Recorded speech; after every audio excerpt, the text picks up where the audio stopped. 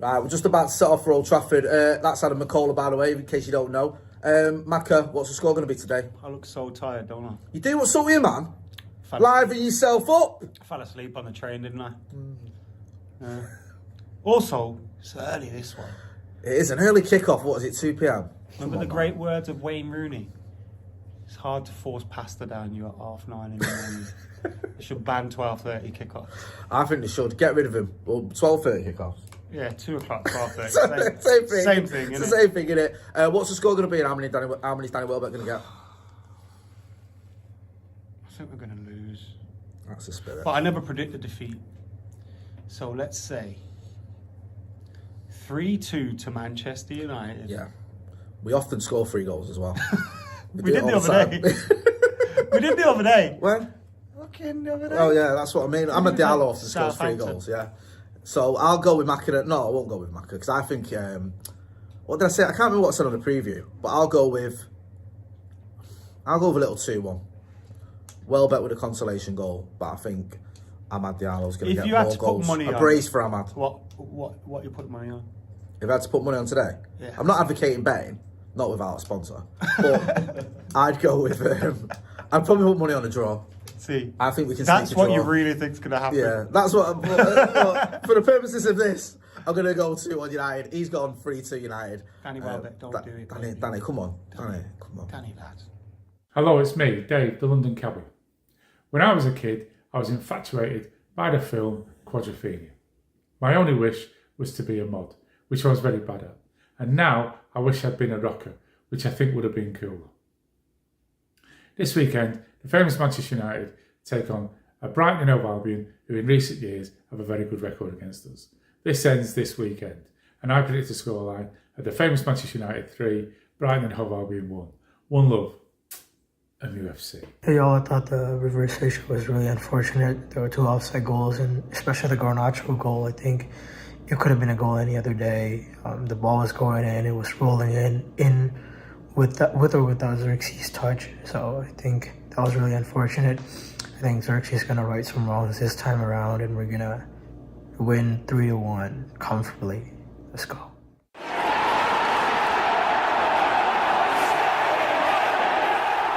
Hello and welcome to Stretford Paddock. This is the watch-along, Manchester United versus Brighton at Old Trafford. I'm joined by a coffee-sipping Ronaldo Brown. How are you? I'm really good actually. How are you? Taking on some delicious fluids there, no doubt. How is it? I don't really like the way you've termed that. Why? What's wrong with that? What the? Bit early on a Sunday joke. That's fine, isn't it? I'm so happy, Stephen. How do you like your fluids? Delicious and hot. By the looks of things. How are you? I like decent pH.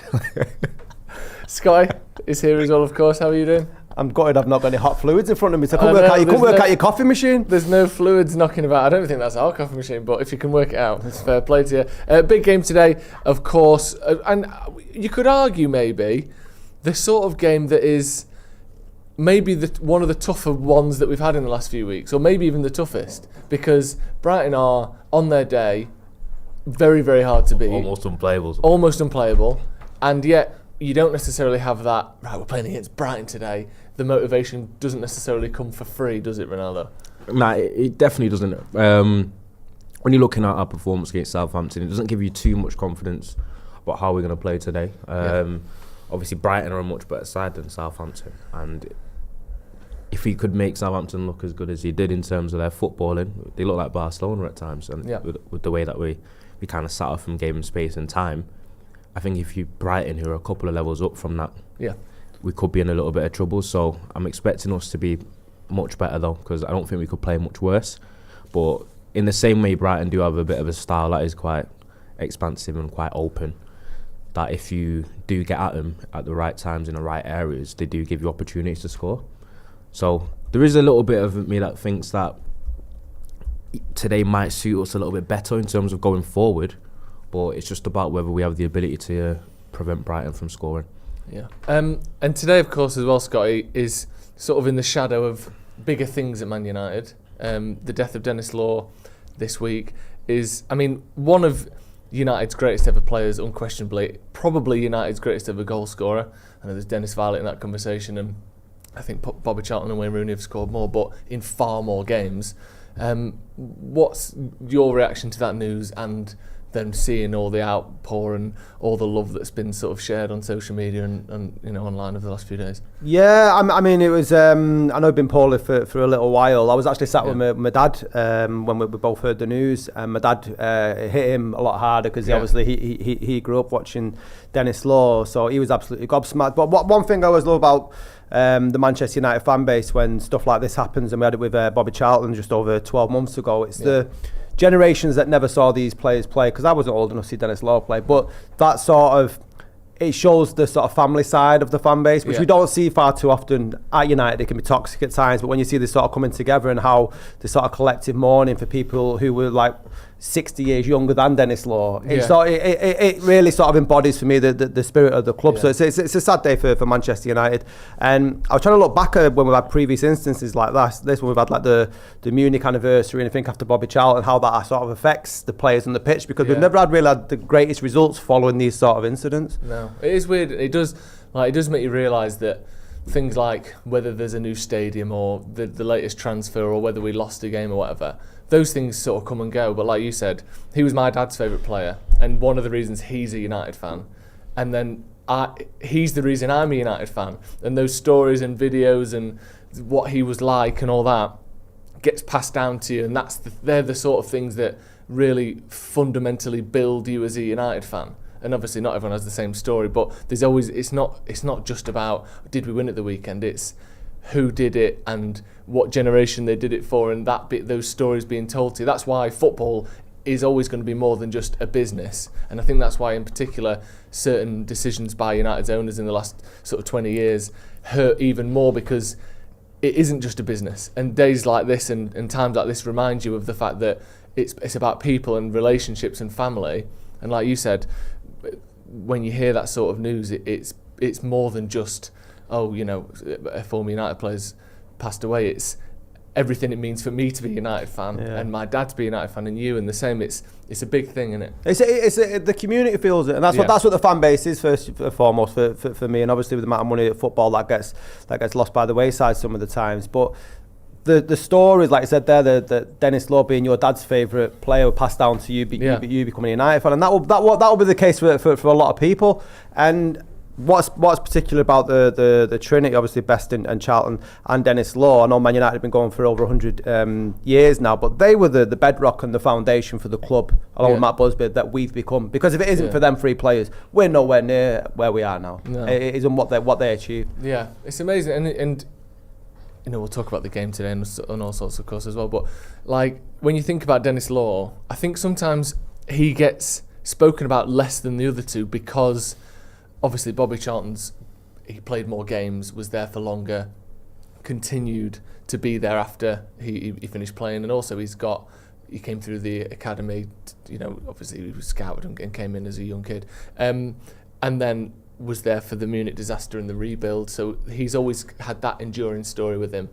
George Best obviously has got the sort of enduring tragedy of his life off the pitch that continued, and but I feel like sometimes Law is spoken about less because he was just a fantastic footballer, and he was a character, and I'm going to read something in a minute that my dad wrote, who obviously watched him. My dad was a journalist as well, so he's written a piece about him, but it's like the people who watched him at the time, it feels like he was a lot of people's favourite who was actually there, if you know what I mean. Like when we heard the news, Steve messaged Stephen Howson obviously in our group chat and said it was Law was his dad's favourite player. He was my dad's favourite player.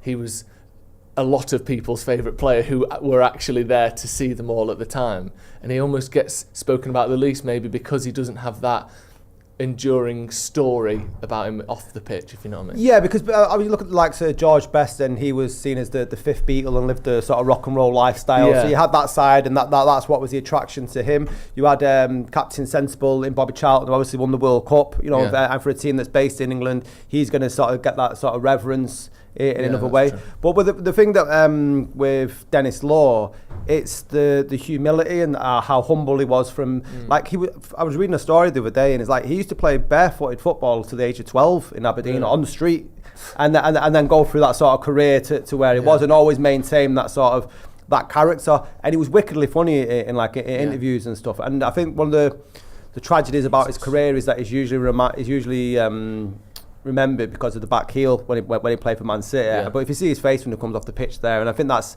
that shouldn't be the case. 237 goals and I think 402 games is just incredible. Yeah, it's absolutely amazing. And also that whole thing of like he relegated United. You have to remember, you can't get relegated if you're not already down there. Like, we were about to win the title, and then that Law goal counted for minus 40 points. Yeah. Like, you can't get relegated by one goal. It doesn't work like that. And I think we would have been relegated anyway, as is the famous thing. I'm going to read this now that my dad wrote. So obviously, any I's in there are him saying I rather than me. I feel it makes me upset reading stuff like this. Anyway, let's do it. He said, the King of Kings is dead, and there will never be another like him. Back in a time when every team had their king, Kings Joe Baker, Derek Dougan, Jeff Astle, Neil Young and the rest, Dennis Law stood or jumped head and shoulders above them all. Lightning fast, hard as Aberdeen granite, and supremely gifted. No one jumped higher or headed a ball harder than Dennis Law. He played the villain, acted the clown, and captured the imagination of a generation of football fans. And boy, could he play. Love him or hate him, everyone wanted to see Dennis Law play for Huddersfield, City, United, Scotland or Torino. Between suspensions, usually for fighting, he virtually invented the modern goal salute with a straight arm aloft and index finger pointing skyward, still holding onto his shirt cuff so he had something to wipe his nose on. How many copied his style, shirt outside the shorts, socks pulled high, white tie-ups on display and all black boots? How many of us imitated that salute in the playground and in youth football? We still do it now on special occasions. In the 1963-64 season, Dennis scored 46 goals for United, a club record that still stands today. He was named European Footballer of the Year for 64, Charlton 66, Best 68. But for all his aggression and uniquely spectacular way of finishing chances, no one else could get near. It was his relationship with the fans that elevated him above the rest. The Stretford end worshipped him, and they loved the way they worshipped him, and he loved them as they went off to Europe in red. Opposing fans hated him, or at least pretended to, while he was torturing their team or scrapping with their centre-half. Memory fades, but sometimes, even now, it's possible to conjure up just for a second how it actually felt to live, to see one of his extravagant gestures, watch him fly through the air to convert a half chance, or rifle in a rebound in a flash. That grin. I was lucky enough to meet Dennis a few years ago, and as everyone but opposing centre-half say, he was a really lovely man. He even did the salute for us, and the grin was still there, bright as ever. Be glad and grateful if you ever were lucky enough to see his magic and feel the power of his personality. There will never be another like him. Let's raise a cuff to Dennis the King. There you go. That's Thank beautiful. you very much. Thank you, Dad. Right, Ronaldo, talk to me about Brighton. How good are they? Do you know what? I watch a lot of Brighton because I like to watch teams that I think are interesting. I like to watch the teams that are up and coming, and I do have an appreciation for the way that they play football. I thought when they first arrived that they had that little bit of a Swansea vibe. You thought it wouldn't last forever and they'd eventually go down, but obviously with the spending power in the Premier League now, they've been able to recruit smartly and then kind of, for some reason, they replace really well. But my main concern today is they've got a number of players that are dangerous in wide areas. Obviously, you've got Yakuba Minter, you've got Matoma. I think they've got Sully March, who came back and scored straight away, scored a great goal. And then you've got João Pedro, who I'm a huge fan of. And he's actually someone that wouldn't mind United buying. But I just feel like it'd be extremely expensive. But I think João Pedro is the exact type of player that United, from a profile standpoint, struggle against. So he's my biggest worry today. But in terms of their defenders, I think their defenders, for the high line that they play, they haven't got the quickest of centre-halves, and I think that's where we could exploit them. But obviously, we've gone for Xerxes up front, so we haven't really got that pace to hurt them, so that might be an issue. But for me, I think if we are organised enough and press well enough, because you get opportunities to nick it off him through the likes of Amad Diallo. Many people don't press as well as him. But the biggest concern is, and I think people already know, if you let Brighton play and you let them build confidence, then you're in for a tough evening, because they're the type of team that if they turn up, they can beat anyone in the league. Never mind us. Well, speaking of us, let's look at United's team then today, because it is a slightly tweaked team. Dallo comes back from suspension. Martinez drops to the bench. I don't know if that's fitness or form or whatever. Yoro keeps his place after a bit of a tricky game against Southampton, wasn't it? Let's go through the full thing. So we've got Onana, De Ligt, Maguire and Yoro. Not sure exactly who will play where, because De Ligt and Yoro both always play on the right, and one of them can't now, so we'll have to see how that lines up. Mazraoui back on the right hand side, Dalot back in the squad as we said, Mainu and Ugarte starting again in that sort of central area. Then it's Fernandes, Ahmad behind Xerxes. Scotty, what do you make of that team? Hojlund drops to the bench, Martinez drops to the bench, Dalot comes back in. Do you like it? Yeah, I'm not surprised to see Hojlund drop to the bench. I think he's only got 2 goals in the last 15 Premier League games, and the criticism is coming quicker and quicker with every game that goes by without him scoring. I thought Xerxes, along with Ahmad, obviously changed the game in like the 15-20 minutes they were on the pitch against Southampton. I'm happy that Ahmad's going to be pushed more into the number 10 role, and I think Mazraoui, for all his due plaudits that he's had this season, when he played on the left-hand side against Saints, I thought probably his worst game in a United shirt, so I'm happy to see him on the right-hand side. It'd be interesting across the back, because I was surprised with Yoro how easy he was getting spun, and whether that's going to play a fact into his confidence against a Brighton team that's equally got pace. But like Ronaldo said there, in terms of the Brighton, and this has been the case with Southampton or Bournemouth and at home, it's these nerves, and we encourage the opposition to come onto us within the first 10-15 minutes. And I think if we can get our foot on the ball early and just control the game rather than sort of these silly mistakes, that's why as soon as Southampton got a sniff, it's like, all right, we might be in here, and it just builds and builds and builds, and then more mistakes creep in. So I'd just like to see United today be a bit more stable. I'm surprised that both Mainu and Ugarte are starting today. I thought we might see a little change there. But yeah, I mean, on paper that 11 should win, but you know, this is Man United at Old Trafford in 2025. We can't really buy a win. What do you think of it, Ronnie? Do you like that team? Did you think we might see some changes in that midfield too, or maybe Yoro getting arrested? Nah, I think we've got into this. We've seen a lot of rotation, and people were very critical of it to begin with. So now we're seeing that, getting an idea of what Amram thinks his best side is, and he thinks that obviously should be the starting midfield pivot of Mainu and Ugarte. I know they struggled and they looked a little bit leggy in the week, which is why they were both subbed early. But outside of that, I think with the 2 wing backs, we've said time and time again, we usually lack a little bit of attacking threat. But I think that just literally comes down to United don't have enough players that can play in that area, and I think we're a little bit light in attack in terms of players that are in form, because obviously you got Garnacho on the bench, Anthony, who seems to be on his way out. Garnacho's been a little bit better recently. He looked livelier. I thought against Southampton he had a couple of poor moments, but I still think he was brighter than he usually is. Because the one thing that I will say, because I'm quite critical of Garnacho, is Garnacho, even when I was at the game, he always still feels like a bit of a threat. Yeah, he has this vibe about him, Garnacho, where he's always dangerous no matter how he's playing. Which I do really appreciate, and I think that's a great trait for an attacker to have. But when I'm looking at it, I just think we're light in forward areas, and I do think United need to sign someone, otherwise the rest of the season could be a bit of a struggle, because I don't want to see too often us starting the 2 full-backs in the wing-back areas, because I don't think it suits either player. And as I said, with Brighton and their high line, I'm looking at that team, and I think the only player that can really threaten them behind today is going to be Diogo Dalot, so don't be just surprised to see that. Is a bit of a concern, isn't it? Yeah. Just on the Euro situation, we'll get back to Anthony, because it looks like that deal's kind of progressed a lot in the last 24 hours to Real Betis. It looks like it's probably going to happen as a loan. Do you think it was sort of Euro being exposed for his physical side, or the way he approached the duels with what was his name? Solomon. Yes, with the Southampton player. What do you think he sort of saw? What can he learn from that? Because I almost thought it was, obviously the raw pace issue seemed to be there a little bit. But I think for me it was like the way he just went to his man over and over again. That was I thought, if you drop back, because when he's not the ball and he's running, all he has to do is knock it again. Yeah. Whereas you've got to try and jockey with him, you've got to try and win the ball back off him. Like, even if you're just as quick, you kind of have to... I think he should have been a little bit more braver and more aggressive. Well, okay, I think kind of caught in between. I think he was almost too passive in his 1v1 defending.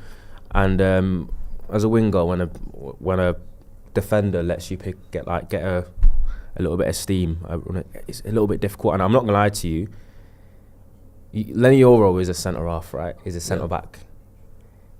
he was almost getting isolated 1v1 against a shifty winger. Yeah. He's obviously Premier League level in like wide areas, almost like he's a fullback.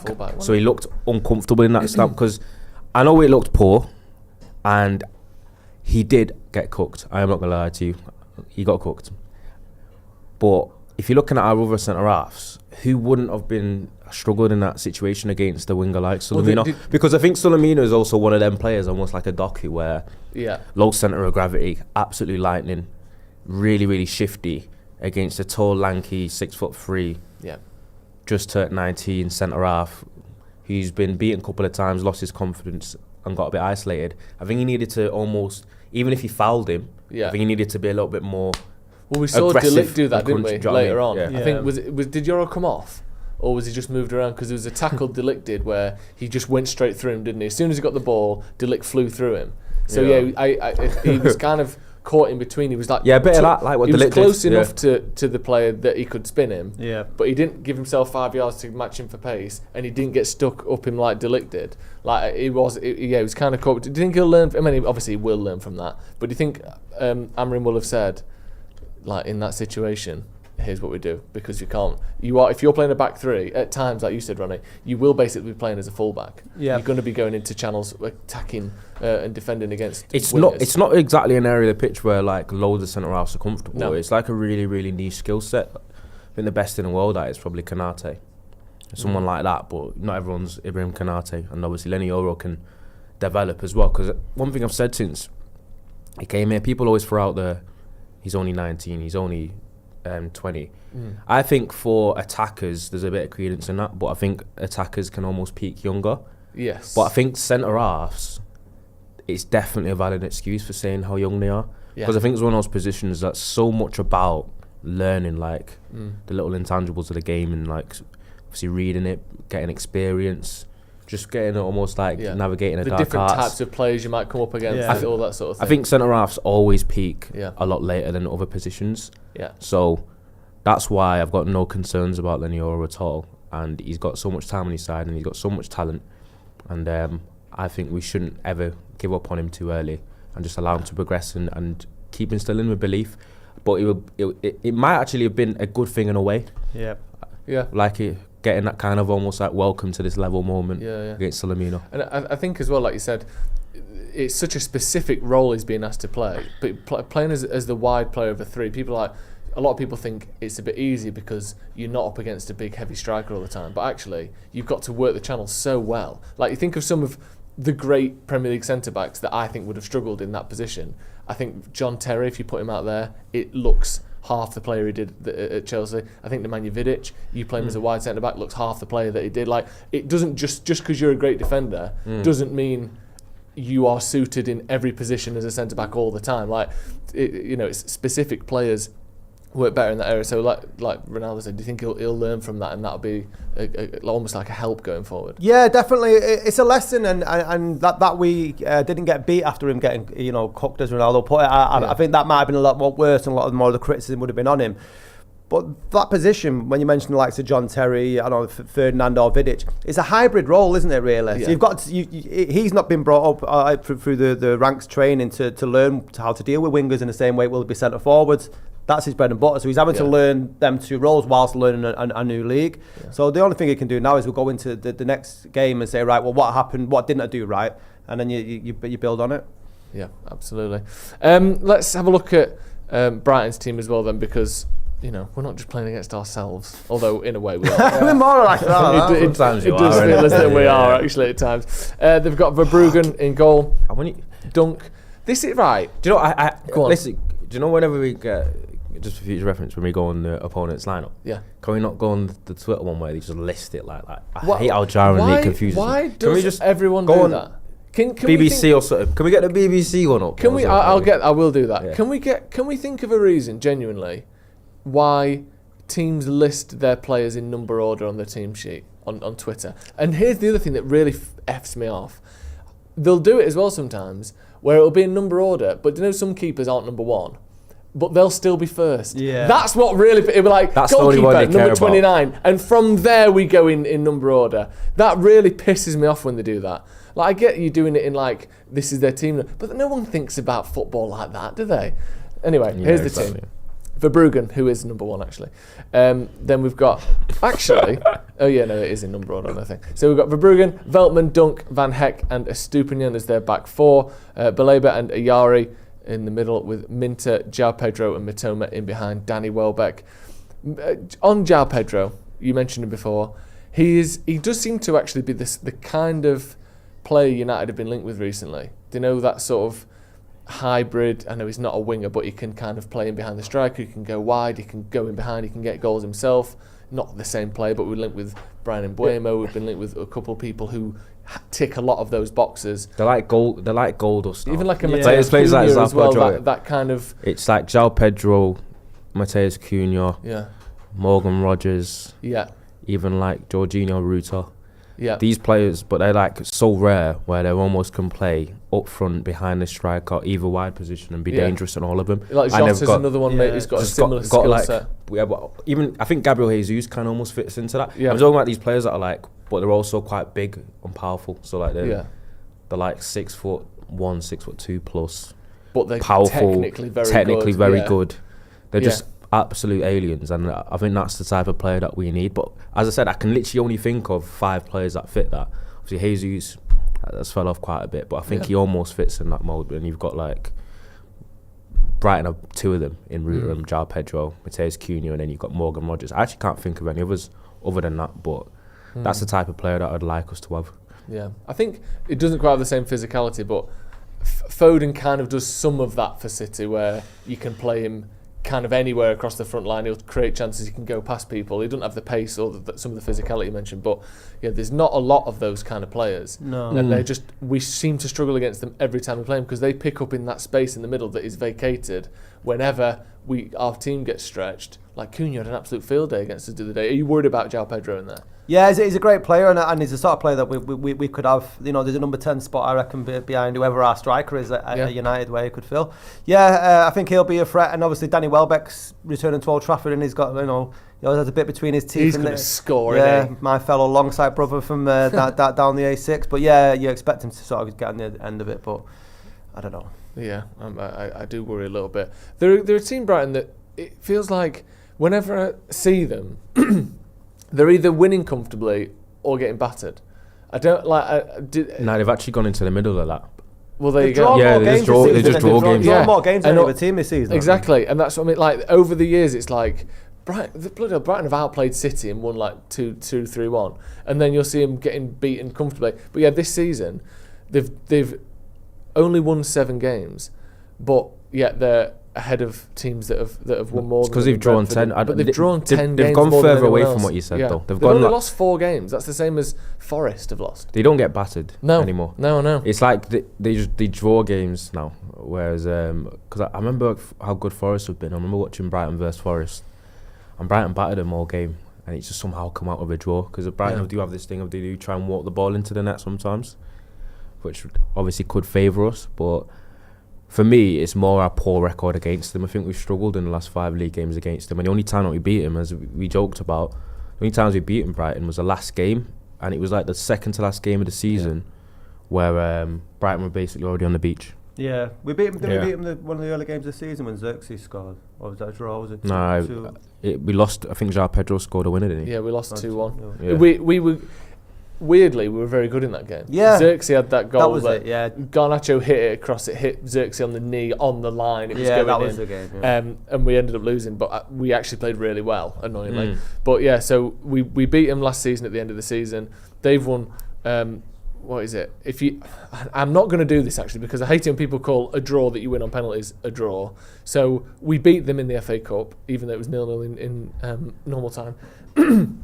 But if you call that a draw, which you can't, but let's say you do, Brighton have not lost against us in the last 7 games. No, they lost the. So they lost against us last season. At the end of the season, the game where. They've only lost 1 against us in the last 7 games in normal time, and they've won 5 of those. So it's not just like, oh, it's tight, this and that. They usually beat us. Like, it is a real concern, our form against Brighton. I don't really understand it. I know they're a good side, but like, they've never, other than now, when we play them, they're never usually above us in the league. They're never like the best team in the league. They're 10th at the minute, and yet, other than maybe like Liverpool or someone like that, or City, this is the sort of game that I worry about almost more than any. We really struggle against this type of team. That's because you hate the fact that we struggle against them. I do. And I do actually. What is the other reason? Is it because of like the way people talk about them? I do have a bit of a dislike for Brighton. And not really. Overall, I thought you'd have liked Brighton. Well, no, because overall I do like them, but because everyone talks about how we need to be more like Brighton, look what Brighton do. Yeah, like 100 of the last 130 seasons we've finished above them, and yet we're being told that we need to be more like fucking Brighton. They're 10th. I know they're better than us this season. And the whole way that they're so good in the the transfer market. And they stay as good, and they get a new manager and they stay just as good. It's all very commendable. And they're a side that 5-6 years ago, you never even thought about being in the Premier League. And now they're an absolute staple and they're very good. But I just think sometimes, like, give it a rest. Like, does that come from a place of envy, though, Joe? I don't think that's hatred, is it? That's envy. like... No, it is envy. But it's also this thing of, like, being told by like Twitter football hipsters that the end goal of any football team is to be more like Brighton. You think we finish above Brighton every fucking season. Yeah. I know they're all right and they beat us occasionally, but it's not like, if only we could be Brighton, never winning anything and finishing mid-table. That's not the aim either. But that being said, they are a good team. Yeah, I mean, when you look at them, what is it, 1 win in 7 games? I think they probably have the similar amount of managers as we have during that time. Yeah. Yeah, but they've rolled it a hell of a lot better than United. I think we are due to beat them, though, man. That's the only thing we've got in our favour. Yeah. We're so shit, we have to win. Yeah. Let me go through some super chats and we'll get into a bit more on Brighton and United's team. John Bolt says, Ronnie on the coffees as influence of McCall and nowhere. I don't know what that means, but... he's talking about the liquor last time. Oh, there you go. Yeah. You're saving yourself now. McCall is not here dishing out the Jamesons. No. Dry Jan, started mid-Jan. It just starts when you want it to, doesn't it? Samuel says, looking fresh, Scotty, and then in brackets, and Joe and Ronaldo, of course. But that's when he means Scotty looks fresh, but he feels like he has to say otherwise he's going to feel bad about it. It's not right, is it? He didn't mean it for me and Joe. I know. Anton Shopsky says, hopefully we get a win today, but I doubt it'll be easy. 3-2 as a result, and great game from Ahmad. I mean, if we can score 3 goals, I'd bloody love it, but we don't tend to score 3 goals, do we? What do you make to this whole voodoo about nerves at Old Trafford? It shouldn't be a thing, really, should it? You know, Amarim said that, how nervous we're sort of feeling. No. It depends whether they kind of like the crowd, the vibes of the crowd kind of sometimes seeps in. But you know what I was going to ask you about, though? All right, go on. And Scotty, so... He's just done what that super chat did there, by the way. It's like, I was going to ask you about, and you, Scotty. Like that. All right, looking fresh today, Scotty, and Joe and Ronaldo. Nah, both of you, both. Go on. I didn't want you to be left out, Joe. Okay. Come on, man. Go on. Where do you stand on this whole Xerxes and Hojlund debate?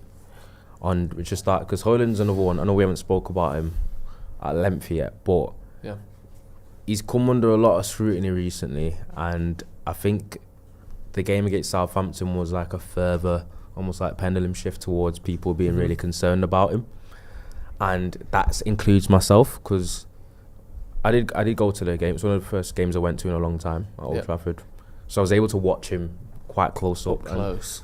Obviously, at the game, you can see things that you can't necessarily see at the TV, and I'm not sure. For me, I think Hojlund's still extremely raw. Yep. And I almost feel like he's still like 2-3 years away in his development period, and that is a problem because can United actually wait that long with him being the main guy? But there's so many raw elements to his game still that I was seeing, and I was like actually surprised by it. Like so what? Give us some examples. I don't know. I think it's just like almost like the usage of his body that everyone talks about. Little movements that he makes, or little movements that he can make. He's almost like he's quite unclean in his hold-up play and his technique. I feel like he's very reactive as well rather than proactive. Defenders always seem to get in front of him. Yeah, do you know what I mean? I noticed that a lot as well. Yeah. On his heels a lot. And then I feel like he's almost got his bravado of him, that he's starting to like get frustrated with his teammates for his own wrongdoings as well. Yeah. Do you know what I mean? And I feel like it's almost a bit of a slippery slope. I think what Hojlund needs and what he needed from the get-go was us United having a better striker in front of him that's more experienced, that can carry the burden and allow him to develop in his own time. Because for me, I think he still looks a good 1-2 years off. Yeah. And that's a bit of a problem at the stage that United are in now. I completely agree with everything you've said there. I think I do worry that he's not ready. Although I just don't think he is ready. And this is one of the kind of consequences of bad recruitment. And I don't mean signing him was a bad idea. I mean the team that he was brought into and the transfers we made alongside him don't work for him and don't work for Man United. When we lose players like Cavani and Ronaldo in back-to-back seasons, who have got experience, quality, don't quite have the legs anymore, but in terms of the ability to teach a younger player or just have to rely on, let alone teach. It's not Ronaldo's job to teach anyone anything. But if you've got one of them in the squad, Hojlund's job becomes completely different. You may even spend a bit less money on him because Atalanta are looking at us going, you ain't got anyone. This guy's going to be your striker next season. So it's 70 million. It might have been 45, 55 million if we'd have had a Cavani in the squad or if we'd have had a Harry Kane in the squad because they know you're not as desperate. Like there's all these things that go into it. So now we didn't get another player. We don't have anyone playing in front of him. So you've got him who is raw, is a couple of years away, and that should be all right. He's 21 years old. You shouldn't necessarily be the best striker in the world. I know some players are at 21. Wayne Rooney was in that conversation, but he isn't one of those players. Look at Gyökeres. He was just moving to Coventry when he was 21. And yet now you look at him and you go, bloody hell, 65 goals in 2024.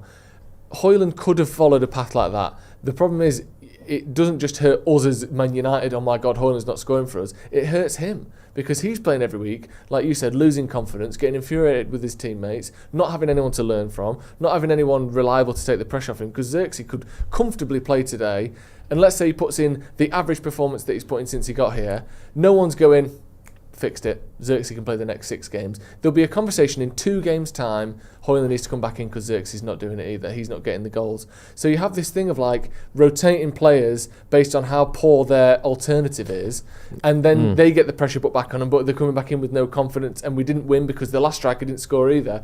So he's just in this blender of never getting any better and still having all the pressure to be the best player, and then we're going, well, it was 65 million, he's got to start now. He didn't choose the price tag.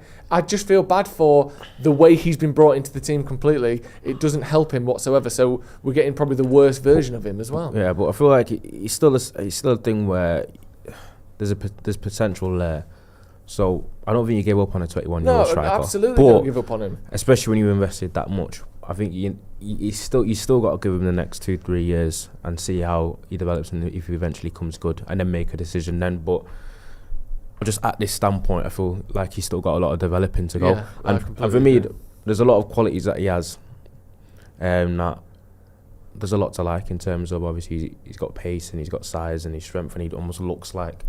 But sometimes you think the idea of someone can be better than the reality in the end. Sometimes. We've had that a lot with transfers, haven't we? Like Varane was an but example. Like Di Maria was an example. Yeah. Like players who have quality, or in Hojlund's case, they're more kind of attributes that work. And he's got a lot of attributes that we don't have much else in the squad, which is athleticism, strength, pace.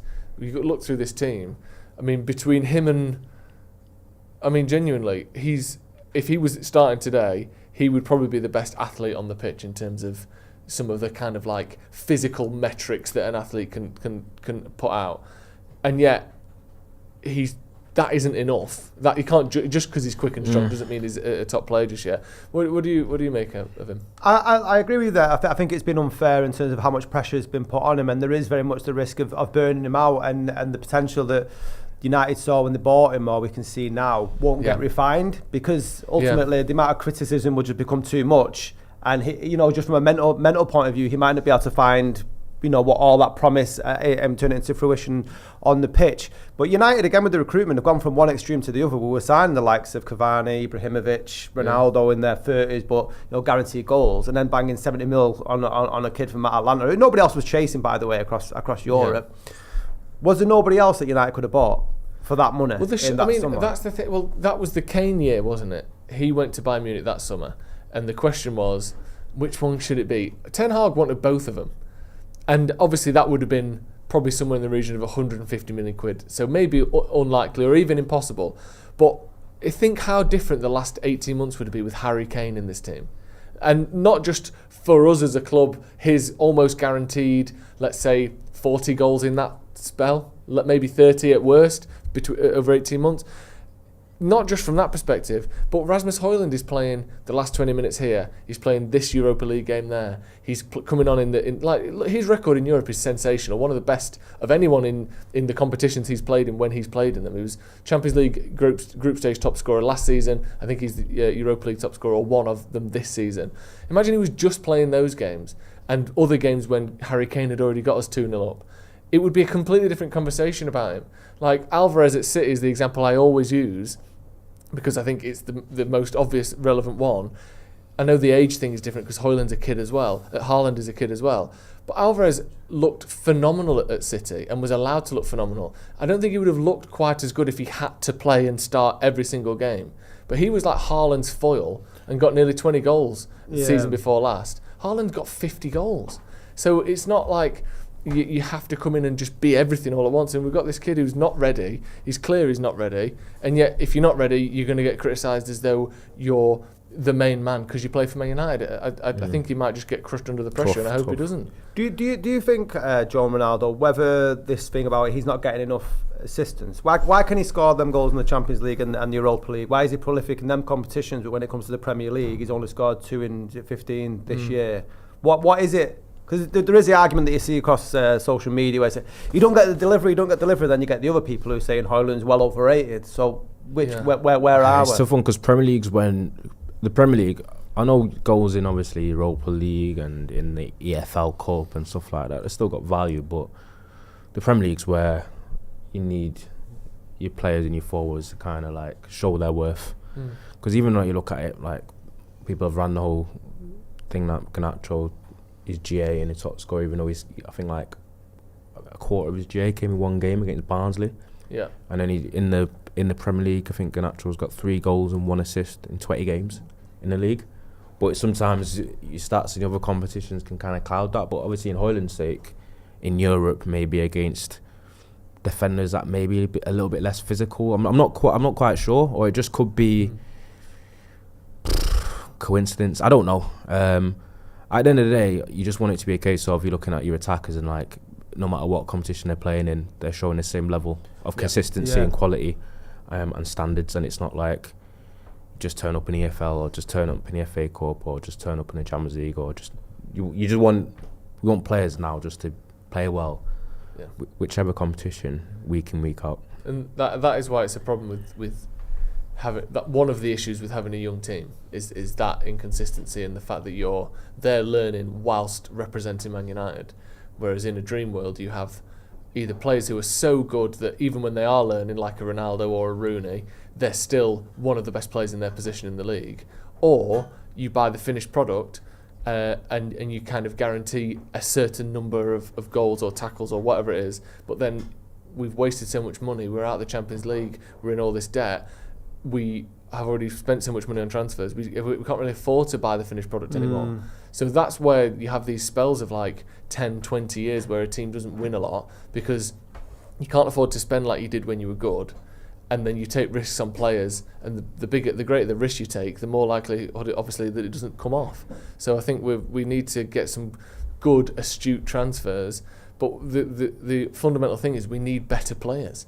We need someone right now who's better than Hojlund. Hojlund might get there eventually, but he's not there yet. We need someone better than Xerxes.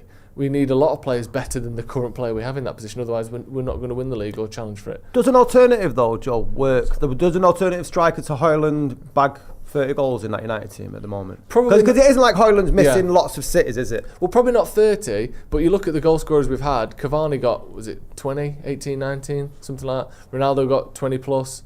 We've seen other players get goals in the team. Goal scorers can score in Man United sides, but if they're not a great goal scorer and we're not great, then you've definitely got no chance. Like, top players will get goals in poor teams. Like you look at, I know he's not a top player, but someone like Ivan Toney did get goals for Brentford, and they finished below us most seasons. You look at Chris Wood is scoring for Forest. I know they're above us now, but even last season I think he got 14 or 15 league goals, which is more than any of our players got. And he's not a great striker, he's just a decent one, who's in great form. So if we get good players, they do tend to score, but it is also more difficult when you're a team that's not playing very well. How long we got? We've got 9 minutes until kick-off. Sergio James John says Danny Welbeck is scoring. Get your score predictions in. Let us know what's going to happen today. How's the game going to look? Are we going to be scrapping? Is it going to be one of these games where we get torn apart every 2 minutes? What do you reckon today? How's the game going to unfold, and what's the score going to be? Well, I put a tweet out earlier on, and based on the logic that we tend to perform better against teams above us, we should turn up today. But is that not because everyone's above us? Well, no, Southampton weren't, so that was the difference, wasn't it? Yeah. So when we're facing Ipswich and Co, we'll struggle. Yes. But teams above us, we should turn up. We can't handle the 6 pointers, can we? No, that's it. Yeah, anyone in the relegation battle, but anyone above, we can punch above our weight. On a serious matter, it can't be as bad as it was against Southampton, and you do hope that there's been a lot of lessons learned there, not only from the players but from Amarim's point of view. Yeah. And that's why I was surprised to see the Ugarte and Mainu pivot in the midfield. Because I thought, okay, one of them maybe might start, one or the other, but for both of them, who knows? But they came off at half time, didn't they, against Saints? It's got to be a better performance. I'm just hoping that there isn't any nerves earlier on into the game which invite Brighton onto us, because we know what they can do up front with their pace. But it's like most games at Old Trafford. I want this to do a performance, and I think most of it is on us, whether we lose the game rather than them beat us. Yeah, I genuinely think we're going to lose. When you sort of close your eyes and imagine how it's going to look and how you're going to feel afterwards, I think the most likely scenario is that we lose the game, because I can just see one of those goals where you got Yoro or Dilic kind of one-on-one with a winger, knock it past him, cut it back, and then a free shot from 10 yards out, and people will blame sort of Onana for not getting closer to it, but really, when you've got a top-level striker smacking it as hard as they can from 10 yards, it doesn't matter who you are, if it doesn't hit you, it's going in. Like, it's going to be that kind. I can envisage that kind of goal happening, and then can we score 2 or more to win despite it?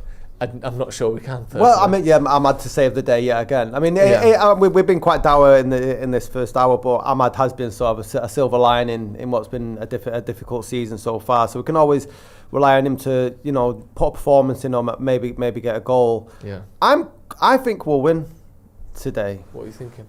Who's going to score? How do we win? I think Fernandes and Xerxes are going to. I think it's going to be 2-0. I just think the game against Southampton, I just think Amarim probably would have tore him a new one when they've gone into training on Friday and said that can't ever happen again.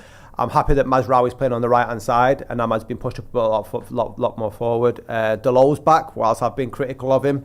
No, I think he's better than Mazraoui on the left hand side, but that's a position we are going to need to fill.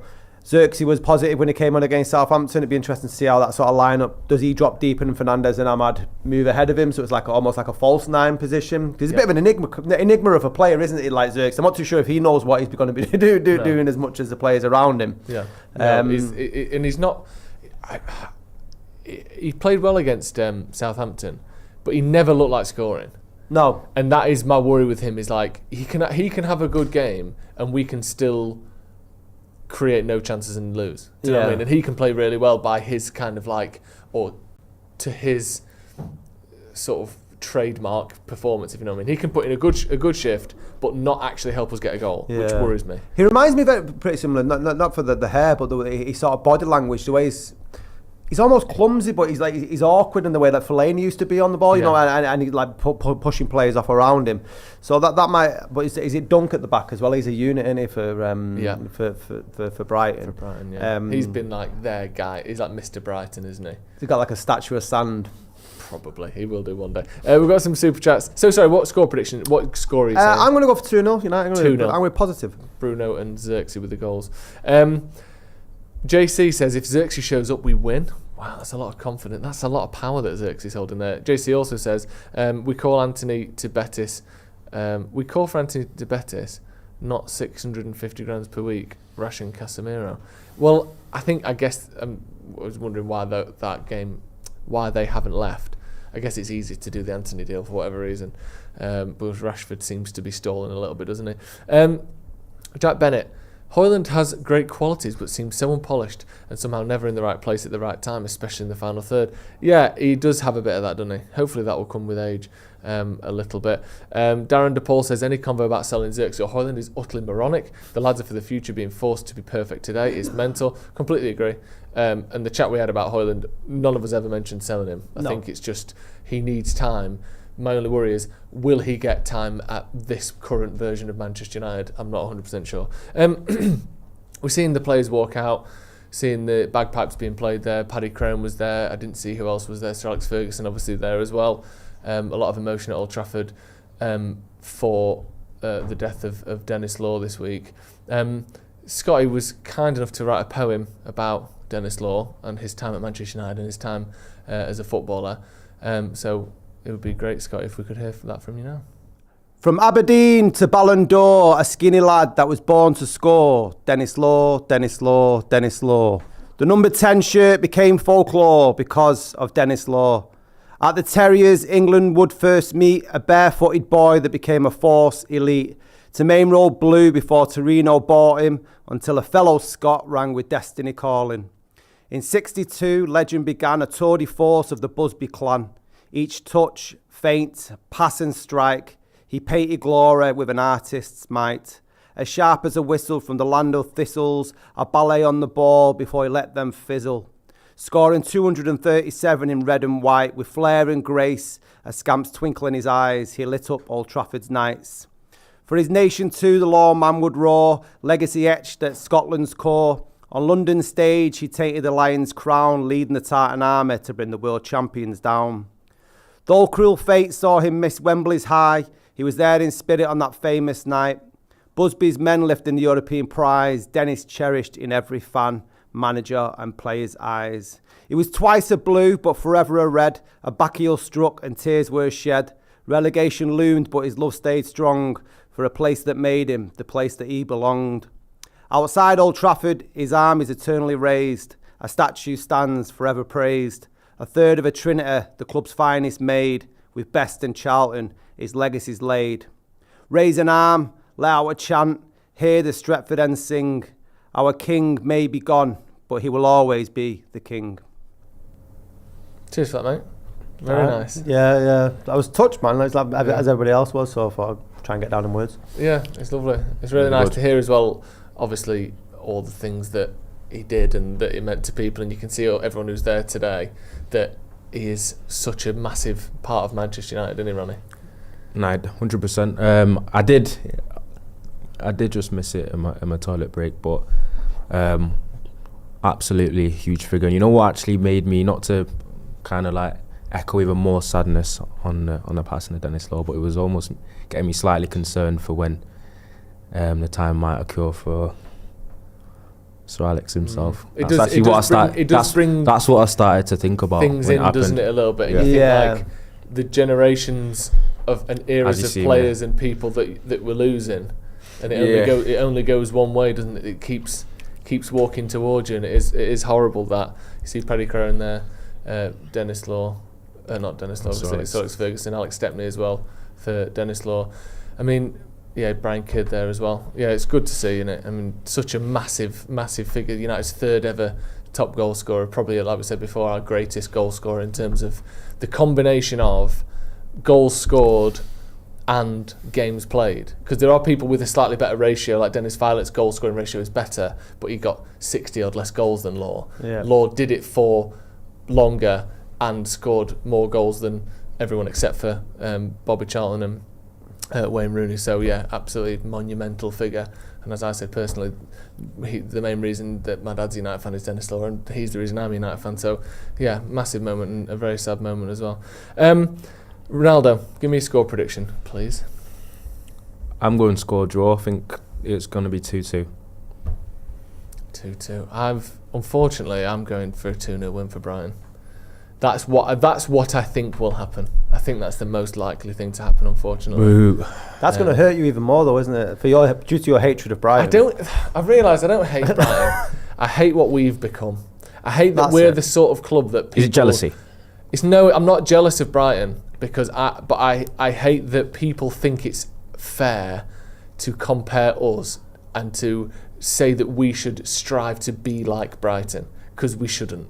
But the fact that you can even have that conversation, and there are certain parts of the team and the way they lay out and the way they go from manager to manager that we should be trying to emulate is an absolute joke. It's even worse on par, isn't it, Jordan, when there's Solskjaer and Moyes were talking about trying to emulate Man City. Yeah. Like, at least they were winning something. Yeah, exactly. Whereas now it's like, if we can just get to Brighton's level, that'd be a start. Like, what? How has that happened? How can Brighton be the one that we're trying to emulate? Fuck that. Yeah, I already have, but yeah, do another one. Thank you to Robotic Maniac for gifting a Stretford Paddock membership as well. I saw someone got that before. We're about to kick off. Danny Welbeck and Sir Alex Ferguson there, just exchanging sort of pats on the bum and nice words to each other. Paddy Crone there, who used to go to, or I don't know if he still does, used to go to the same gym as me around the corner. Yeah, Crone did, yeah. Crone, do you see him in there 3 or 4 times a week? Like, he's still in decent nick to say he's in his 80s, presumably. But yeah, I used to see him in there quite a bit.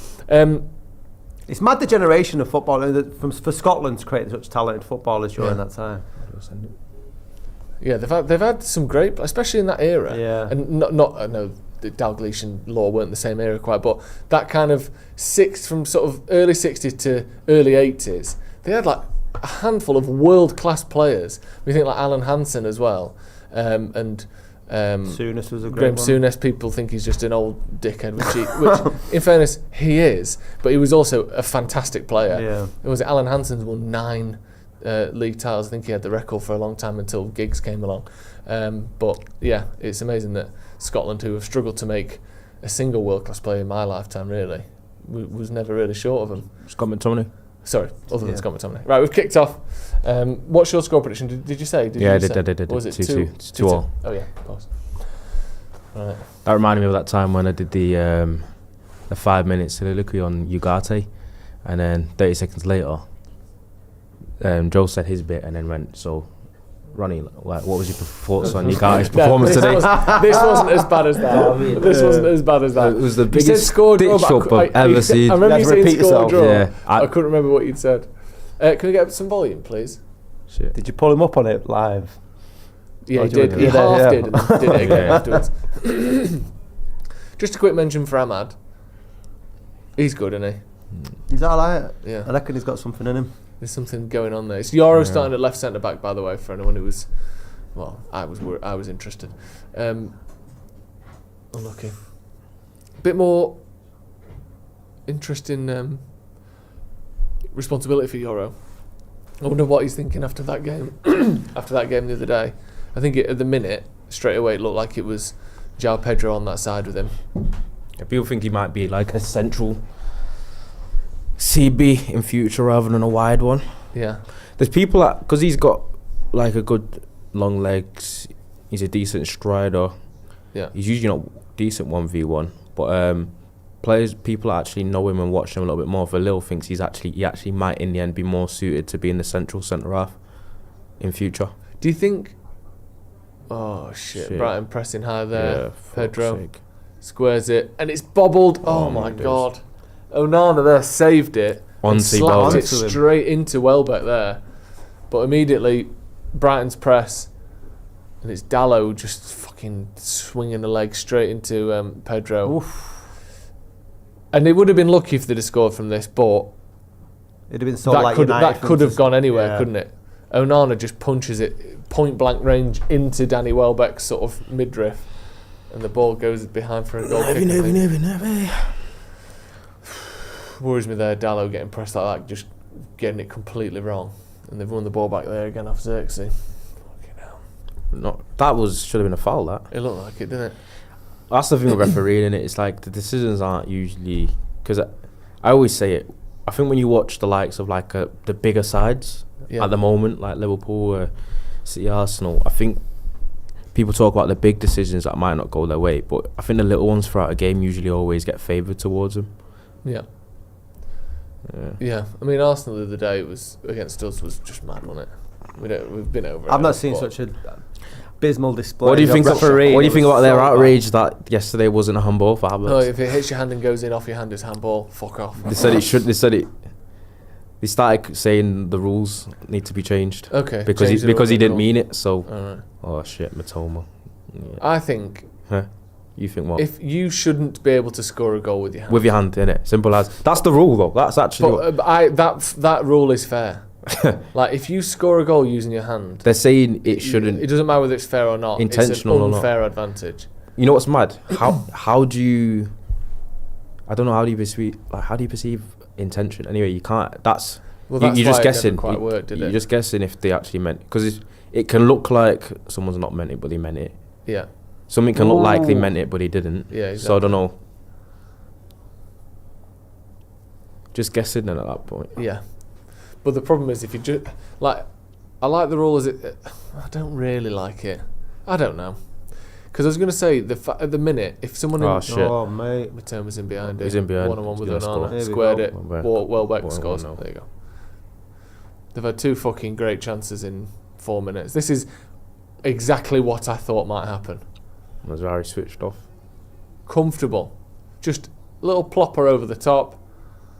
Matoma's through on goal. He can't shoot, so he passes it to Welbeck, who tucks it in. Easy. That's what I said. Why can't they just like for the first 5-10 minutes keep hold of the ball and just? It's ridiculous at home. Amram said it himself about us keeping the ball and knowing how to control pressure and knowing how to run a football match. We don't know how to do it. We've got some quotes from him speaking to the BBC. He said, I think this is something that you can see from the past and where we are. In the past, a team of transition, and we still are. Sleep him, Maz. As we see Mazraoui getting just exposed, really. He's not watching his man. And it's some Route 1 Sunday League shit, that. That's literally about as Sunday League a goal as you can imagine. The defender or someone sitting back for them, literally just knock it over the top for our striker to run onto. And if your defender's not paying attention because he was out last night, or because it's hardly highbrow football, was no, it? it literally looks like I've scored that kind of goal at under 10s level. Kick it over the top and we'll just make a run. What is that? It's as basic a goal as you can possibly score. Knock it over the top. The defender's not paying attention. Square it, tap it in. Bloody hell. On some of these issues, as Dallo. Come on, Good. Back to Bruno, back to... wrong ball, that wasn't it? Tight. Lay it off. Just lay it off. Why are you going back into all the trouble in the middle? He said, in the past we're a team of transition and we still are, you can feel it. To create chances in the final third we struggle. We struggle a lot, but for that I think it's the most difficult. I say that before the game, it's not the most difficult moment to train against low blocks, try to create situations. I think this is a team that feels more joy waiting for the play and then in transition creating problems. So it's something we have to change, and to change we need training. Obviously this goal didn't come from our inability to break teams down, but like you said there, we don't know how to control games. No, we let the opposition have the ball, and we only really play well when we've just won it back. I don't know a single, even the teams below us, when they play at home, you can sense that they're playing at home. But whenever United welcome anyone to Old Trafford, it's like every opposition dictates the play. Yeah. And that's not the opposition. That's down to United's passiveness. Yeah. Come on to us. And we'll get a reaction now for about 10-15 minutes due to that goal. And Mazraoui fell asleep, but it's a problem across the park rather than just one player. Yeah. So it was Mintu who scored, by the way. I literally just not paying attention after the ball got played. And that's a fucking clear corner, that, innit? It looked like a corner. He just knocks it against their defender, who sends it out. And oh no, it's not. It's not a corner. That it's just a goal. What are we doing? What are we doing here? They're going to go again here, Brighton. Luckily, Stupin had to go backwards for a second there. You just piss through us, don't you? It's like I don't even know. Just pouring water over ice cubes in it. Like we just can't stop teams at all. Look at this again now. Jesus Christ, Maz. Same again. Luckily, we've got Maguire there to... I mean, could have took a bit of time there if Onana tells him, but... Just little. Is he offside? Yeah.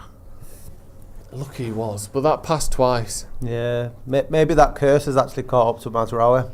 Yeah. Oh yeah, I was gonna say it's only a matter of time before the level he was playing at was gonna go down by the rest of the team. Yeah. Just kind of get infected by it. Yeah. He's assimilated now, hasn't he, with the standards? Do you know what it is? Do you know on So you're booming that too. when you arrive at Man United, it's like, do you know the Wile E. Coyote when he'd like run off a cliff? And for a second, his legs are still spinning You fast think he enough can that fly? he doesn't fall. And it's and then eventually you just get sucked down by Man United. You can bring some of that Bayern Munich energy with you, but you are just legs spinning over an open fucking cliff.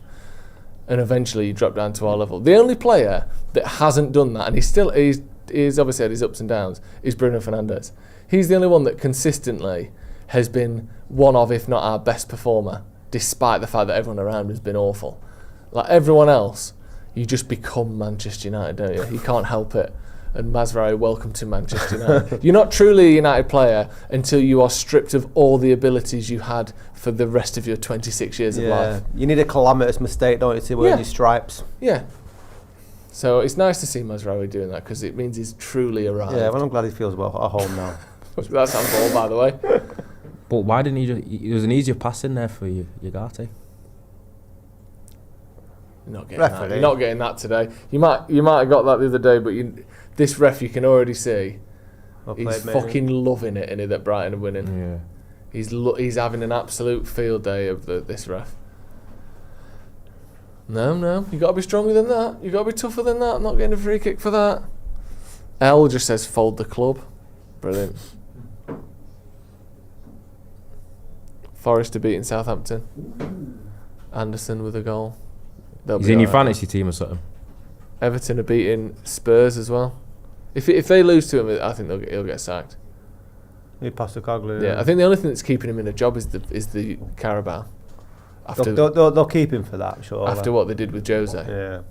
They got to the final and they sacked him the week before. And we want Spurs to beat Newcastle in the final, don't we? Forest might actually get Europe. I'd love it if Forest got top four. Because it means one of a team I hate a lot more don't. He's hoping Forest can do a Leicester. How much did you sell Elliot Anderson for, Ethan? Nobody really knows. He said nobody knows. It was around 15 or million-ish. Yeah, they're all saying he's actually been really good there, and I don't know. I never noticed him before. No. Go on then, Josh. Go on then. Bring someone in. God. Alright, that's 3 times now he's overcomplicated it. Well done. Yeah, he's not given that good. He recovered well there, Xerxes. I say recovered well. Come on. Did he even touch him there? Couple of times. Stupid in there. Was he really? But he didn't. It wasn't just chewing gum. He was like eating gum. Chewing gum. There was proper chews on that, wasn't it? Chewing gum whilst playing football is weird. Yeah. I couldn't do that. I don't know. Not that I've got a lot of football that I have to play, but yeah. I'd be too thinking about. I Because fucking swallowed it. I've inhaled it. There's too much, like, I don't know. There's not a lot of players who do it though, or it's not. I don't mean it happens. You need all your the mouth time, for like breathing, speaking. Yeah. It's a little bit like weird to then add an element of chewing gum. Yeah, and like, are you putting it under your tongue when you're sprinting? Is it just in between you, just floating around in your mouth? Yeah, like it's weird. I'm not up for that. Like, I always think if I was a proper footballer, I'd cut my hair short as well. Like, I don't want any chance that hair's going to go in my eyes. Why would I prefer that over having just go proper short hair? like G.I. Joe? Is that what you'd do? Yeah, I'd have it like I'd have a haircut like Brock Lesnar, just like, you know, just little micro pencils on top. That's a foul. Is he not just gone through the fucking back of him there? I don't know why he ran into. But I also feel like the pass through to Ahmad was on. Yeah, right, won that. Man on, Mazraoui. He's had a nightmare so far. I thought it was good because he was playing on the left-hand side against Southampton. Might not be the case. Did anyone give him a shout there? You don't even... Well done, good little bobble that. Is that United fans booing? Booing the ref. But like, I know the cut. Oh, it's a good tackle. Good tackle. Sometimes cutting across works, but I feel like there was a through ball onto. Oh no, you know what? That's still a foul, that, because the other leg goes the other side of Dallow's leg. He gets a bit of the ball, but he's dived through the back of him to get there, or one leg has. I still think that's a foul either way, even though he has got the ball with his right leg. That is shocking. We are shocking. Bruno doing his boom ball, man. Football's a bomb. Just need to keep the ball for a few minutes. Genuinely, just hold on to the ball. Brian Robson in the stands there.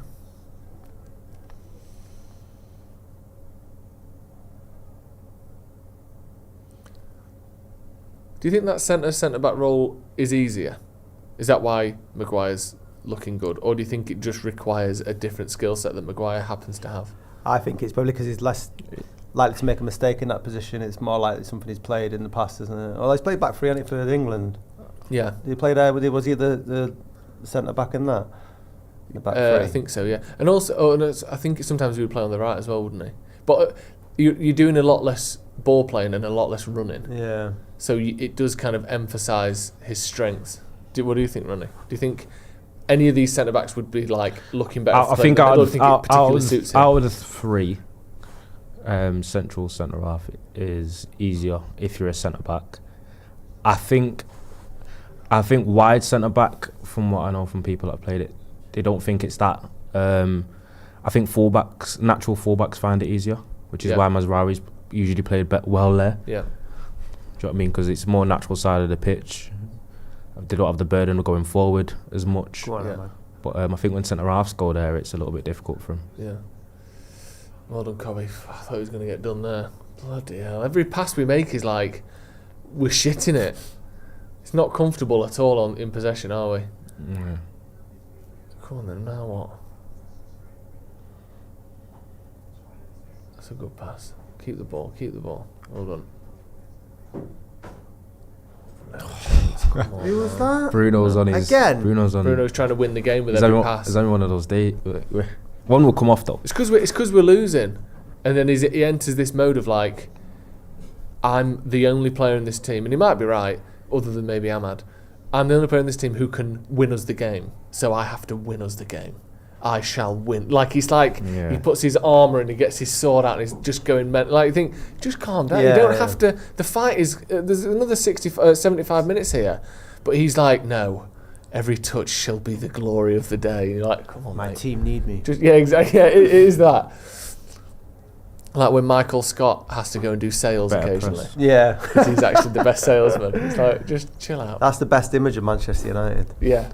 Bruno is Michael Scott. Yeah. But he is actually a fantastic salesman, isn't he, Michael Scott? Oh, God.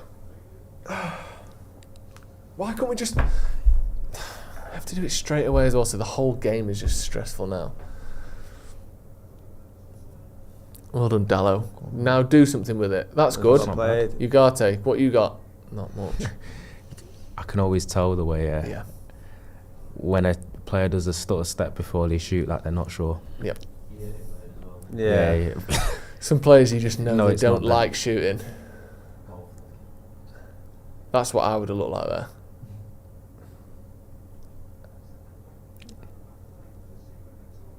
Well done, Ahmad. Megs. Well done again. Bruno. Go on. Oh, he's gone the wrong way. What was that? He scuffed it. Yeah. Oh, man, Bruno's having a mare. It's not like him, that. He scored a couple of them this season, hasn't he? I thought Xerxes could have took it as well. I think he dummied it, didn't he? Ahmed did well there, didn't he? Yeah, he did. Good run as well. Well, I say good run. Megs. Holds really good space here at Mazraoui. And yeah, Bruno just kicks it into the ground, doesn't he? Or kicks the ground. Oh no, he kicks it. He kicks the top of it. Yeah. Yeah. Better though. Actually finding some space in their box. United dominating possession since their goal. 65%.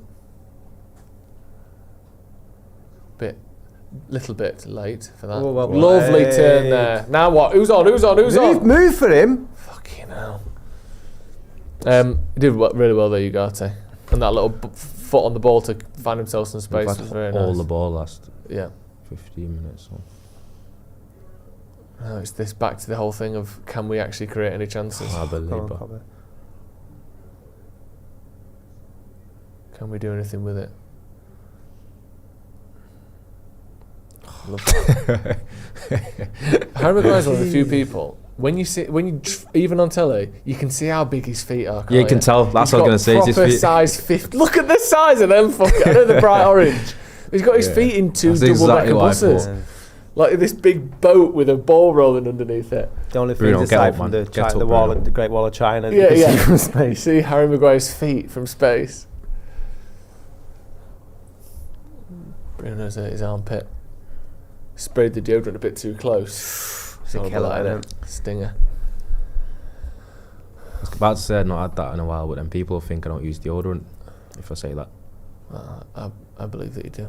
Are you a roll-on guy or a spray guy? Both for different scenarios. Doubling down. Where do you stand on talc? I got talc in like a set at Christmas. I used to use it quite a lot. It seems very 70 or 80s. Yeah, but then it's changed what it's made of now, you know. So it's not talc. No, it's basically like cornstarch these days. Roll-on deodorant's post shower in it, Yeah. and then I think there was a big deodorant through the day. Oh, that's good. Yeah. No, that's Good not a penalty. But Xerxes, good defending. Fucking hell. Look at this. State of this. Man. Oh, it was the right pass as well. He did well there, didn't he? Yeah. Look at I'm not No, sure about they're this gonna have a match. chance. I was just screaming Not sure in my about head, this- don't shoot. But yeah, there was a big lawsuit against talcum powder, wasn't there? I don't know. Wasn't it linked with, I think, some cancer in women? Women in particular. I Really? think women and men. So I think that's probably why they've changed what it's made out of. I think they lost like $100 million or something, Johnson & Johnson. Oh. Go on, Xerxes. Go on. Red penalty! That's got to be a penalty! Ref. Yeah. Gonna say, Man, that was... how many goals and opportunities do we get from Ahmad's press? It's constant, isn't it? 'Cause I thought Xerxes was offside then, but it wasn't because there was a guy that was right next to their He keeper. yanked him back there, didn't he? Been a much better side last 10 minutes. Got it. You know what? It's not the heaviest of softest. contact, but when someone's in that wait, position and you do that, You it's can't a do penalty. that. It's a penalty. It's an attempted headlock. Yeah, I'll say. he jumps over him, he grabs his neck, he fuck up. I mean, Yeah, we'll get it. That's it's a clear penalty. There's a WWE move that was almost like. Yeah. I can't remember. DDT. DDT.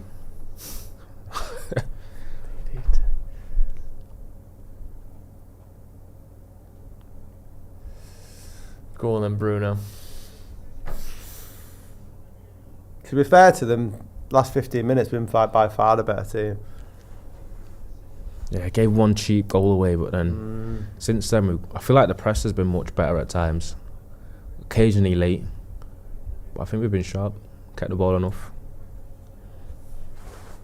Come on. See if we score now, man. We've looked a lot better since we conceded. Yeah. Which, it's a shame that we need such radical encouragement.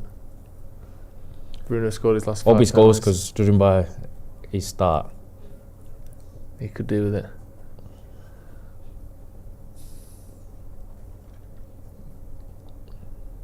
Go on. Is this the view we're getting? Go on. Classic. Go on.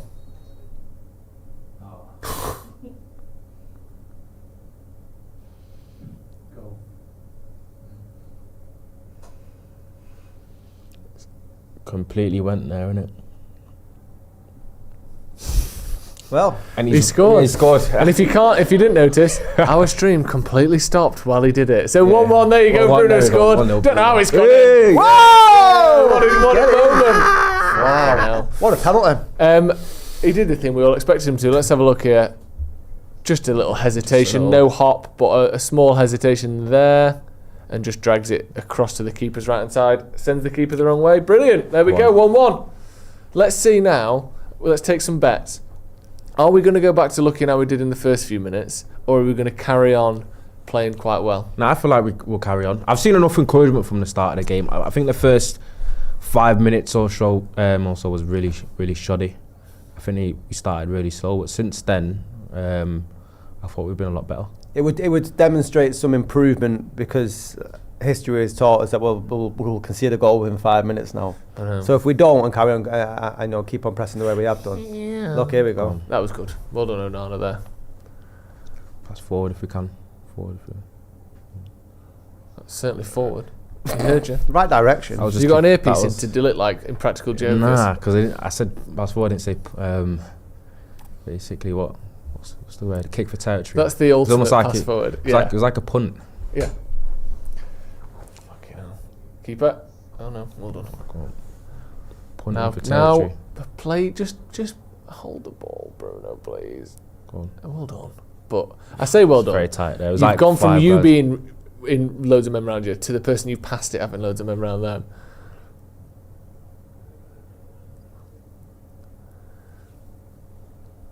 Better though from United since that goal. Much better.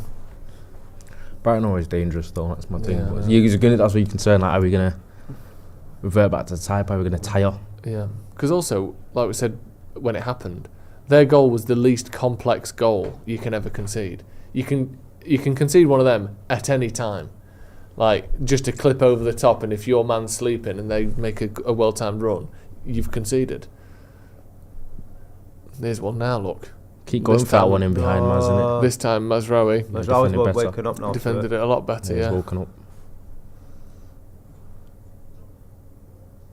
Go on, get Don't it. foul him. Go on, hold on. Good defending there. Stayed with him. I felt like he was gonna clatter him. Then I was like, God, don't give him a bailout.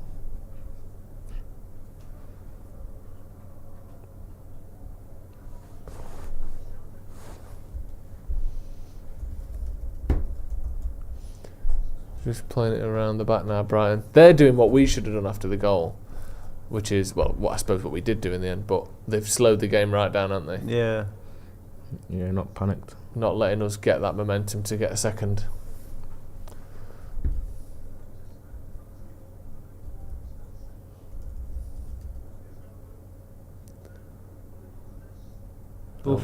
Just enough strength to get him off the pitch there. Just leaned him out there. Yeah. Was it Maguire that pushed Yeah. him out?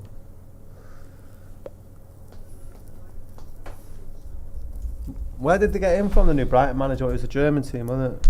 It was from the St. St. Peter. Pauli. St. Pauli. From the second division in Germany or something like that. Now there's a hipster club. Yeah. Yeah. St. Pauli. That it was very on brand for Brighton. Yeah. He was going to replace De massively. Zerbi. We're going to get a gaffer for the second division. In Second Germany, division yeah. in Germany. Does he have a beard and like falafels or something? And he's came in and he's done all right. Yeah. Kept him where they are, hasn't he? Yeah. How's De Zerbi doing in France? Marseille, I think they're doing all right. To be They're doing fair. okay, yeah. Let me double check. They were like second. It is a big team though in France, isn't it? Yeah, they're still second. They're 10 points behind PSG, but they've got a game in hand. And they are 4 points clear of third with that game in hand. Oh, that's doing well then. So yeah, they're doing very well. Yeah. Did you buy into that? Did you see them in the summer when De Zerbi was showing like the players that he could have got the job at United? I don't. Yeah, there was like apparently he had some sort of PowerPoint presentation that he was going to show the plans. I could have signed for Man United, but I may I have chose this. Yeah. But everyone's going. So we know you're an idiot, Yeah. right? I wouldn't necessarily Are tell you? people that. What? Who? No offense. Yeah, I get. Obviously, United are an absolute disaster. Yeah. But like, you go to manage Marseille. Financially as well. Yeah. It is one of them. The cachet. I don't think any manager turns down a United job. Joe McGrath in the crowd there. Good to see. Don't know why they're putting the camera on him. Oh, sorry. It's 'cause he's- It's Luke Littler. Sorry. It's because he's It's Sorry, because my he's mistake. Breakfast Club man. Yeah. Breakfast show, not Breakfast I was Club. gonna say, He's not Charlemagne the God. Yeah. That's good pressure there from Euro. And again, what? That's weird. Got tripped up by Xerxes. Yeah. That's. Who's this ref?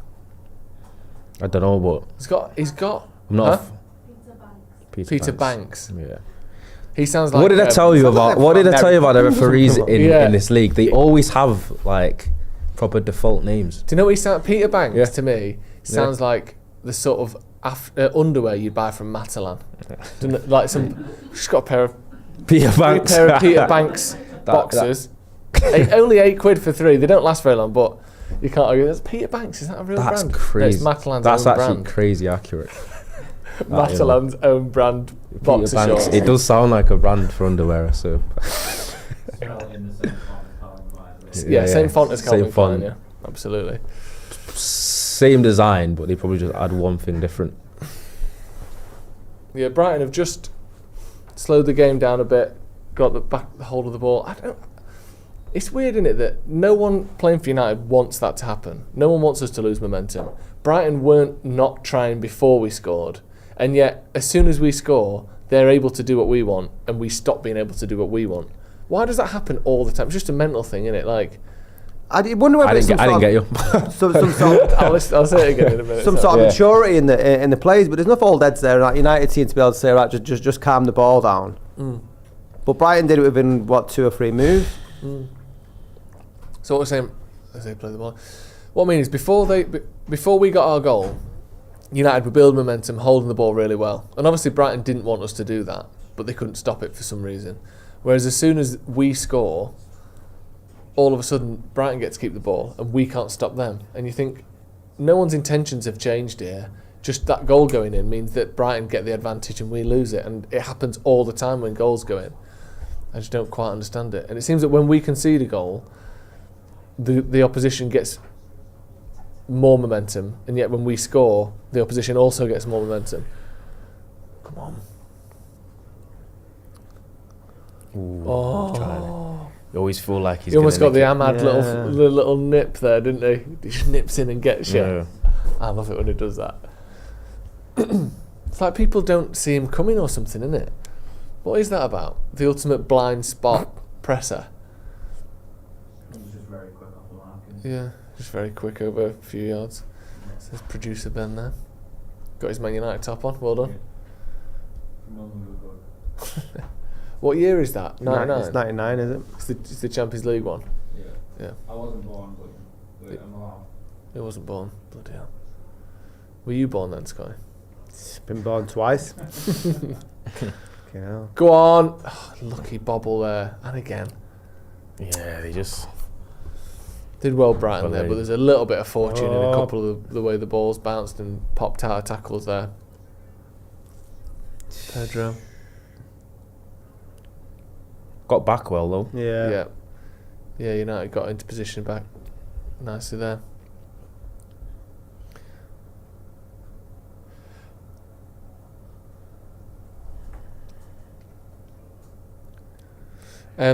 Daniel Byrne says, can someone explain how that's not a red? 1v1 against the keeper, no attempt on the ball. Surely by the rules that's a red. I think it means the penalty. I think the double jeopardy thing, which was cried out from behind the camera there, I think that only applies when there's a genuine attempt to make the ball. If you don't try to play the ball, you can still be sent off. You can still get sent off if it's like really intentional. Yeah. For example, if you deliberately handball it, if the ball's going in, it's still a red card. Yeah. Yeah, it is. And you have to be attempting to play the ball, which he wasn't. I don't know. It was almost like he was trying to get him in a headlock, then realise, oh no, I'm on a football pitch in the penalty area, I better not do this. And then it was too late. Yeah.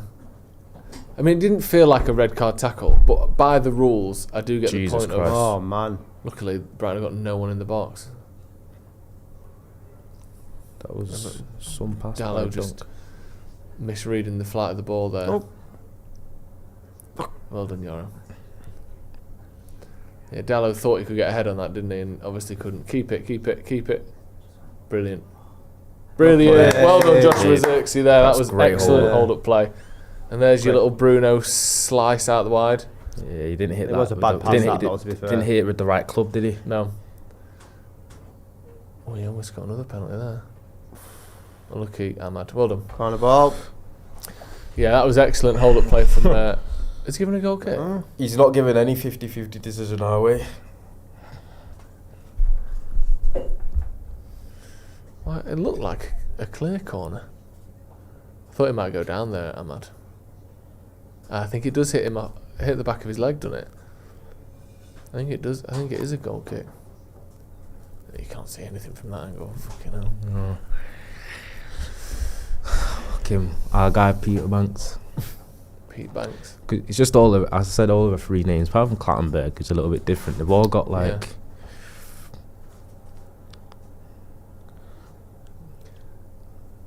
There is a very similar look to refs as well, isn't there?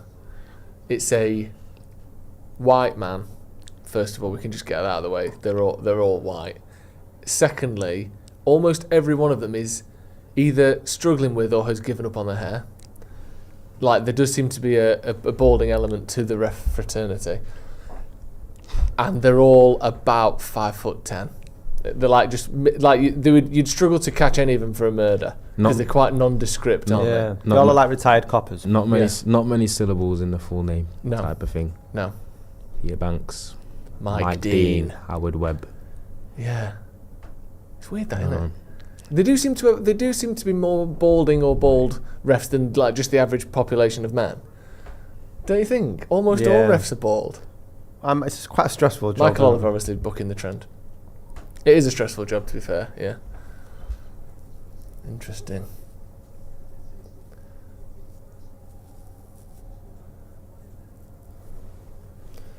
The game's just sort of Slowed, yeah. Which isn't a bad thing, really. A fool named Huggy says Mazraoui looks tired. He does look tired, doesn't he? Just, it's not been poor today, but he's just a couple of moments. That one for their goal was bad, but just a couple of times he's not checked his shoulder, or he probably is knackered. To be fair, he's playing every game. What's he played? He must have played 20 odd appearances for us. It was mad when he had that sort of. Didn't have to have a heart operation or something. Well, they said he Or had some some tweak. sort of procedure. Yeah, which I don't know yeah. what that is like. Like he's Iron Man, like he's just got a new fucking firmware upgrade. Yeah. Like not enough to miss. You wasn't it? don't. What heart procedure can you have where you don't even have to miss a game of football? I don't know what he had, but he's made 31 appearances this season. That's essentially every game. I'm gonna say we played about that. Yeah. It's because he was needed, maybe. You know, like there's some injuries where you should have a time off, but you're so needed that managers just play you anyway. Well, that's what Rashford's had to do for the last 8 years. Yeah. I mean, like, but a lot of players do it. It's like Saka for Arsenal. People always joke that like if they go on like a run of form, like they lose midweek, don't be surprised if Arteta starts Saka against Wolves next weekend. when he's meant to be back in March. Managers do that though. I can't remember who it was, but they were talking about Jose. I think it might have been Phil Jones or someone. It was a United player, I think, or a Chelsea player, saying how. Oh no, it was John Terry. He said Jose would expect you to play injured. That was part of like buying into Jose was you play injured. Yeah. Like unless you're obviously completely fucked, but like certain managers will ask different things of you in different times, and sometimes it is, I know you got a bit of a tweak or a knock or whatever. Can you just strap it up or get an injection and play on Saturday? Or you have to, otherwise I'll come out and slag you off publicly in the case of Jose Mourinho. Everton now 2-0 up against Tottenham. You bagged that one? Forest 2-0 up against Southampton. Who scored for Forest? Hudson. I needed it to be Chris Wood. Oh, come on. He did other. shout, I think. That was going P-road straight to the know, fucking keeper. Why have you... Common sense, man. I think talk, Onana's shouted as well for that. Just so like...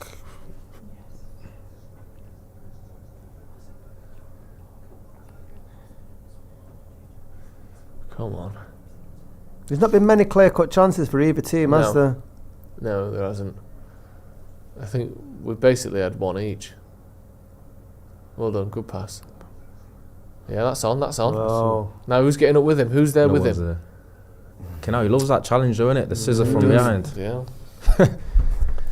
Very See, that's the sort of thing there with counter-attacking. Obviously it's good, but you've basically given Dallow an almost impossible situation there. He didn't have many options, but we didn't have anyone up with him. And you put him in between like 3 Brighton players. So what's he going to do? Well done, Ahmad. That's alright. There's nothing wrong with that. People forget that though. Ahmad's bust a gut to get back there, chasing Estupiñán, then double up on Mitoma, then challenged him. Yeah. People forget that. Then his next action on the ball, he's tired. Yeah. That's why sometimes, the next bit, I always think that whenever a player like makes a mad running behind and then he run 1v1, Yeah. then when they're actually trying to finish, they're usually a little bit like Yeah. Almost breathing a bit. Struggling Yeah. to get your foot next to the ball to hit it even. Yeah. Oh, come on. Yeah, I do feel like so often our players get the ball and they've got no pass on, or a very difficult pass on, or they have to dribble out between two men to get a pass off. Ooh. That was mad then. Yeah, their player tripped over and slid into I think the like player. he slid to like play the ball, and then as he's played it away, he's followed through on Maguire. So he's Yeah. like passed it here and then went into him. Yeah, tripped him. That was a bit harsh, innit? I don't know if that's a bit of a weird foul. Like. Yeah, it is a foul, but he didn't. He certainly didn't mean it, did he? Yeah. He trips. But then you still like tripped the defender up. Yeah. And like You've stopped Maguire Stopped him. running for the ball. Luke H says, any reason why the stream is so far behind? Because we're at Old Trafford right should now. use my one. We're at Old Trafford because obviously the game isn't on telly in England today. So we have to be in a box at Old Trafford doing this live. I've already done it.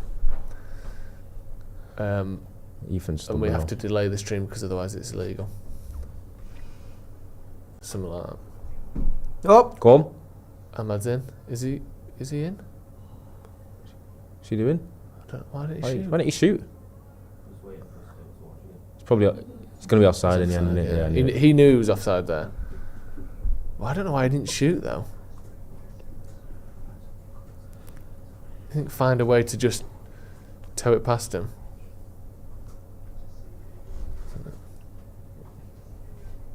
Yeah, he is off. Because I think we are literally like 4 minutes behind, isn't it? Yeah. Is it? No, it's not that far, I don't think. Oh yeah, because we didn't start dead on 2 o'clock, so the tribute, I'm sure. Is it? Yeah. Yeah.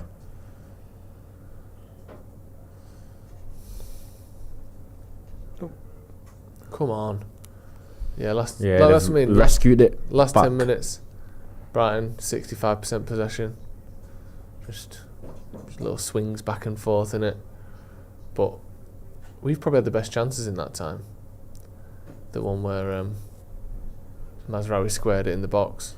I know that was offside there, but it was a good run. Well played in behind. Pedro. Ugarte just makes life just shit for everyone who's near him, doesn't he? Yeah. Always harrying.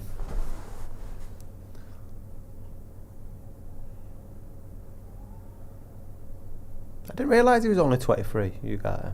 Yeah. For some reason I thought he was a bit more of a seasoned pro, so He's good, isn't he? Yeah, And it is yeah. comforting that we can have him for 5 or 6 years, or maybe more, 7 or 8 years. Oh yeah, the shelf life was potentially both Mainu and Ugarte. Yeah. Yeah, he does feel like he's a lot older than that. Yeah.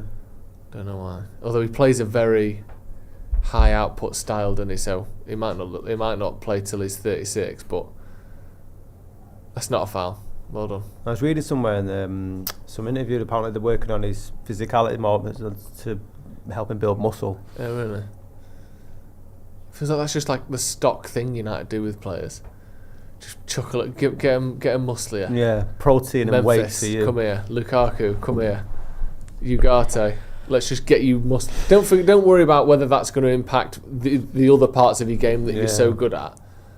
Like Lukaku just couldn't turn by the time we'd done with him. You pick a direction, and then to turn he has to do the full Macarena before he can turn. And then he went. What was it? Oh. Shit! Brian are in here. Good block. Let's get rid. Yeah.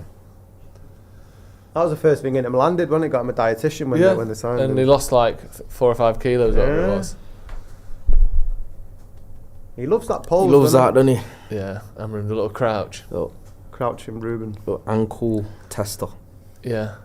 He's on like the balls of his feet though. He's not got much touch in the ground. Chris Wood scores for Forest against Southampton. Forest are sort of serious, aren't they? Don't Forest. you like it when you get a little nominative determinism? Like Wood playing for Forest is just beautiful, isn't it? Like, there's little like Arsene Wenger managing Arsenal. I always loved that. Like Jurgen Klopp, Cop.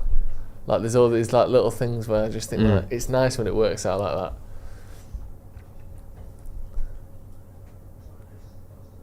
There are presumably others. Can't think of any now. What? Wayne Bridge playing for Chelsea. Perfect. Do you know what I mean? Stuff like that. He's fighting KSI. What a bizarre... Wayne Bridge is fighting KSI? Did you not see that? Yeah. Literally was announced last night. Wayne Bridge got in the ring and squared up to KSI. I think that feels like... Struggling for cash. But also... That's what it is. Do you know everyone's Wayne like, Bridge. oh, that Robbie Williams film? No one's heard of him in America. Yeah. KSI's got a very global audience. Other than like 30-year-old English football fans, who's heard of Wayne Bridge? He's not like growing his sort of fame, is he? There, KSI. You think he'd go for some like global star? It's like he's gone into the bargain bin of like who will fight me. It's So it's like we'll get Wayne Bridge, who retired from British football 10 years ago. Yeah, and was like a sort of decent standard right back. Wayne Bridge. Yeah, Left back. Left Or back. left wasn't back, it? Didn't sorry. didn't he just sack it off when he was at City though? Didn't he just say outside? he was a good player. Yeah, but he wasn't getting picked, does he? And he won't leave. Yeah, And then He's just like playing golf. 44 years old. He's older Played, than me. you know, 87 league games for Chelsea, 42 for City. Like he was a good player, but he's not someone you think. I don't know. Funny though. Maybe he's got a big TikTok account. Maybe he has. Not that I'm aware of. Right, go on. Last few seconds and minutes before half time. That's a foul. Oh, That's a yellow card, actually, ref. Ronnie, if you could fight any former player, who would it be for charity in a charity match? If it was a current person, I can't think of past person. Arteta. You versus He'd just be Arteta. crying at the ref all the time, wouldn't Yeah, he? he would. He'd be fuming. He'd be so good to hit. Jesus. Who would you do? Michael Owen. Oh, really? Yeah. That's A a good similar one. age as well, I bet. I think he's a bit older, but yeah. The thing is with 2-footed straight away as soon as Yeah. Yeah. even if it's a boxing Even though match. it's boxing. rivals' hatreds for Arteta is obviously because obviously he's a bit of a prick, but it actually shows you that he's pretty good. Yeah. You don't hate him unless he's not a good gaffer. That's a Oh, good... shit. Go on, Go then. Get in. Go on. Oh, It's offside. No, he's not. I He don't just think. gave it, I think. Did that just go through Euro's legs? I don't know. Or was it? He's miles off. Oh, no, he's not. Oh, he's not off. I It's think this- that gets overturned Oh, if it it's, goes oh, in. it's that Euro's off. It's a shit head of that, you know. Why is Maguire not scoring? Or not trying to shoot? is he trying to play I in think someone there? no, I think he's trying to hit the back post. Personally, I think he is trying to shoot. Yeah. I think he just gets it wrong. I think I'd fight Sergio Aguero if I could. I mean, he's back. He's got got a a height difference in that. Is it isn't because he's got a heart condition? Oh, I forgot about that. That's a bit. Let's assume it is. It's not. Yeah. Let's pretend he has. picking Might up as well people with say, heart used to conditions, wind me innit? up I'll so fight Christian much. Eriksen, me. Yeah. That's what you're. Oh, Right. just fair harsh that. Nah, all right then. I'll pick someone who hasn't. Someone got a that heart actually condition forced him then. to retire as well. Yeah, but he got. You know, What? he got. I would not he got his get. I would best not years. get in a ring with anyone like that because I'm not. Do you know what I mean? If anything happens, it's All right not, then. You know, my Okay. conscience. Yeah, You know what I mean? Let me go with someone alone who's fully pick fit them. then. I know. Who do I used to not like? I think it'd be a good fight, Sergio Ramos. Versus me? Yeah, I'd watch that. I'd be watching it from the fucking floor, probably. I'd be watching the ref stood over me, counting to 10. I don't fancy that. That's not a penalty. They're not checking that, are they? No. They are. It'd be painful that though. He was right in the crotch. In the goulash. Gimme. I'm trying to think of players who I didn't like. Half time. Half time then. Manchester United 1, Brighton 1. Very, what's the word? It's been a weird half. Underwhelming half of football, really, wasn't it? Been flat at times, just bursts of moments. I think each team's kind of like took turns to control the game. No one's really dominated it. There's not been that much goal mouth action either. There's been a lot of cancelling out for the most part. But in terms of tempo and that, it's not been that great. But I think United can... obviously United's performance has been better than the one against Southampton. There's still a few concerning in terms of matchups. I think Matoma was getting the better of Mazraoui earlier. I think he's come back into it and been strong. But I don't know. I think this game's there to be won for me. Yeah. I will say that. They don't look... Brighton, Scotty, have looked sharp. They obviously came out quickly in that first few minutes. But they've not been completely terrorising us in a way I was worried they might. Although obviously they're still dangerous. Yeah, I mean, if you look at the games versus Brighton in the past that we've lost, they've been far more impressive in that. And if the bar is, we're comparing Manchester United to the team that played against Southampton on Thursday, it's a far better performance. We're comparing this Man United team to the ones that played against Liverpool and Arsenal. We're still underwhelming, but we started as we feared we might. Our heads weren't on the ball at all. It was a uncharacteristic mistake by Mazraoui. Looked half asleep with the ball to come over the top, and it was quite straightforward and easy goal for Brighton. From there, you expect United to go one or two ways: that's respond and get a goal, or we could expect Brighton to get a second. But we fought to get back into the game, and I think for about 20 minutes in that first half, we were the better side and got back into it with a penalty for Bruno. Ahmad's been probably our brightest player again with his pressing down the right hand side. Yep. Zirkzee has had some decent moments, but it's a game that could go either way. But it's definitely there for Manchester United in the taking. It's just that neither team are really creating any clear cut chances. I can't think of anything either keeper really, apart from Maguire should do better at the depth of the first half there with a header. Yeah. But apart from that, there's not really much. No keepers had to make a save really, have they? No, it's been pretty much a sort of soft, little bit boring game of football, in all honesty. Let me just look at some of the stats, because I'd be surprised if either team had we know neither team have created loads of very good chances. So looking at the numbers, United have had 4 shots, Brighton have had 3, 0.98 XG for United, obviously 0.8 of that coming from the penalty, and 0.8 coming for Brighton. Again, almost all of that 0.53 coming from the goal, which was a tap-in for Minter basically, after the ball was played over the top. Ronaldo, just first few minutes of the game, we were talking before the game, I predicted us to lose. I think you said a score draw. I think, Scott, you said that we'd win. But we all thought Brighton would score, and we all thought it wasn't going to be easy.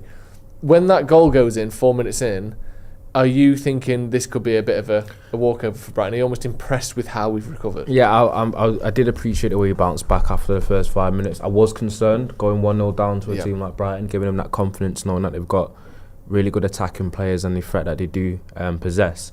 I thought if United then panicked a little bit or lost a bit of confidence and tried to step forward too much, that we could get caught out again. Yeah. And I thought having 85 minutes, trying not to concede again, where then United would need 2 goals at least to get something out of the game, it's not usually the best starting point. So for me, I was a little bit worried. I thought obviously we've got the ability to get back into the game, which we did, and we got time on our side, but I don't think you want to spot teams in the Premier League leads that early. No. For me, that's what had me worried. But I think we did come back into it well and then dropped off a little bit, and then I think we played in spurts though, and I think they have as well. I think it's been that kind of game. Just as a bit of an update, Everton are 3-0 up against Tottenham. Yeah. That is a sack your manager result, that, isn't it? It could be, but Daniel Levy does usually pull the plug quite early as well, but it's been a little bit of a waiting game with Ange. I think the fact that they're in the semi-finals still, I think if they get knocked out by Liverpool, maybe. That would drag Tottenham down to 15th place. What kind of losers would be in 15th only 4 days ago? Not us. We're currently up in 12th with this wonderful 1-1 draw that we've currently managed to manufacture against Brighton. Ange is getting sacked at half-time, according to Ypres. That'd be interesting. Has that ever happened? You hear of it, don't you? But it can't be a real thing, surely. Can you ever think of that happening? A manager being sacked during a game, that don't happen, does it? No, it doesn't happen. It won't happen. It'd be funny, though. Managers get sacked before games, though, apparently. Like who? Van Gaal. Oh, yeah. Well, he was sacked. It was announced immediately after the game, so it must. Do you think he knew before the game? Apparently, yeah, Rooney said he did. Really, I didn't even know. I thought that was well known that he was. I knew it was known he the knew. night of, because I remember being on the train home thinking. This is slightly softened by the fact that the manager wanted to get sacked. I'm sure it's a well-known thing that he was told he was being sacked before the match. That's really nice of us, isn't it? Gus Poyet. I'm pretty sure that was. You see the Gus Poyet one? Oh yeah, what happened? He was sacked on Match of the Day. Like he was sacked and didn't know, and then Match of the Day reporter told him live. And didn't he also? Wasn't there some absolutely mad rumours? And this might even be slander, but I'm sure I saw it reported, whether it happened or not, that there was like he'd like. I don't even know if I should say this. Did everyone else hear this? That after Poyet got sacked, this was Brighton actually, wasn't it? Who was it? Chelsea got sacked. Oh right, I think I'm thinking of when he was somewhere else. That there was like sort of shit all over his office like walls and stuff. That can't have happened. Have I just made that up? Ethan, you might need to do some career-saving Googling for me there. Some sort of hints of dirty protest. That must be bollocks, but Ethan's going to look into that, and hopefully there's something that at least reminds me. Excrement in the Crystal Palace dressing room when Poyet was manager of Brighton. Yeah. So I'm not. Yeah, you are. So there's some kind of poopy chat. So someone's gone in the opposition manager's office and dropped one. Yeah. Nice. Okay. Right. There you go. So it's not the worst thing I've ever said. I was sort of. I remembered it ish. Shit, the fan. Nice. Yeah. Very good. Usually trying to output him today, man. Did you hear that Everton are 3-0 up against Tottenham? By the way. Wow. Maybe Postecoglou doesn't make Wembley. Imagine that. Imagine they sack 2 managers on the cusp of the Carabao. And the Cup thing is, final. Ange can do that Ten Hag thing where they get through to the final, maybe play Newcastle and win. Yeah. Whilst also shit in the bed in the league in terms of his league form. That's nothing. The shit in the bed there is nothing to do with Gus Poyet, though, is it? Nah, that was unintentional. But then, and then do the thing of, I said I was going to win a trophy in my second season, and I have. Yeah. And then get sacked anyway for being atrocious in the league. Yeah. Because it's showing you that cup runs can't save managers. No. And unless it's like Champions League or something. So in contrast to that then, Ronaldo, just looking bigger picture, obviously today, been a bit of a stodgy one, like we said. 3 shots for Brighton, 4 shots for United, only 1 on target each.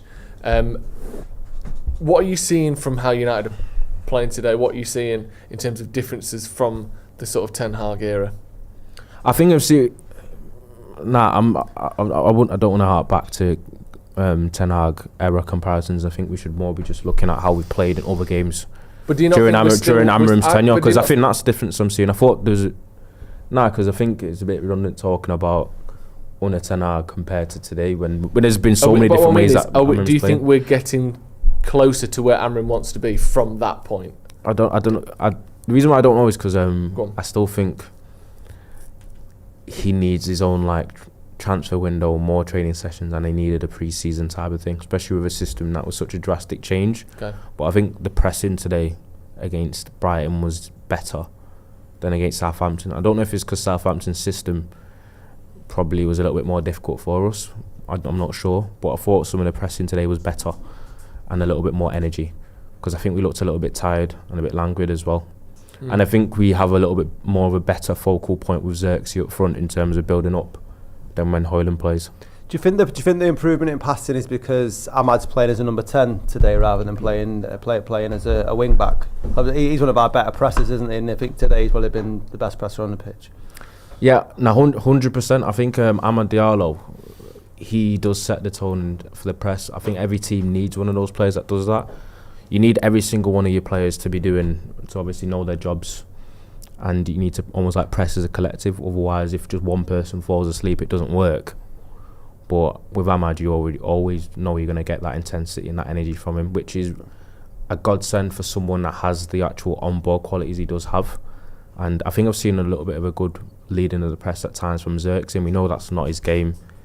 He's not the fittest and the quickest player. Yeah. He's not the most energetic and urgent, but he's actually shown an attempt to try. And I think we've tried to do the right things off the ball, but I think sometimes you can see that certain players do fall short at certain times, and it's just a work in progress. I don't think we are going to get perfect 90-minute performances, but it has been a bit of a stodgy performance. I think there's been periods where we've played well and looked decent, not really created too much though, and there's been periods where we've kind of let Brighton control the game a little bit. But I think both sides, you can almost say both sides have played under their level, but I think it's a winnable game if United come out raring to go, because I think there's been too many times this season where United in the second half have come out a little bit flat.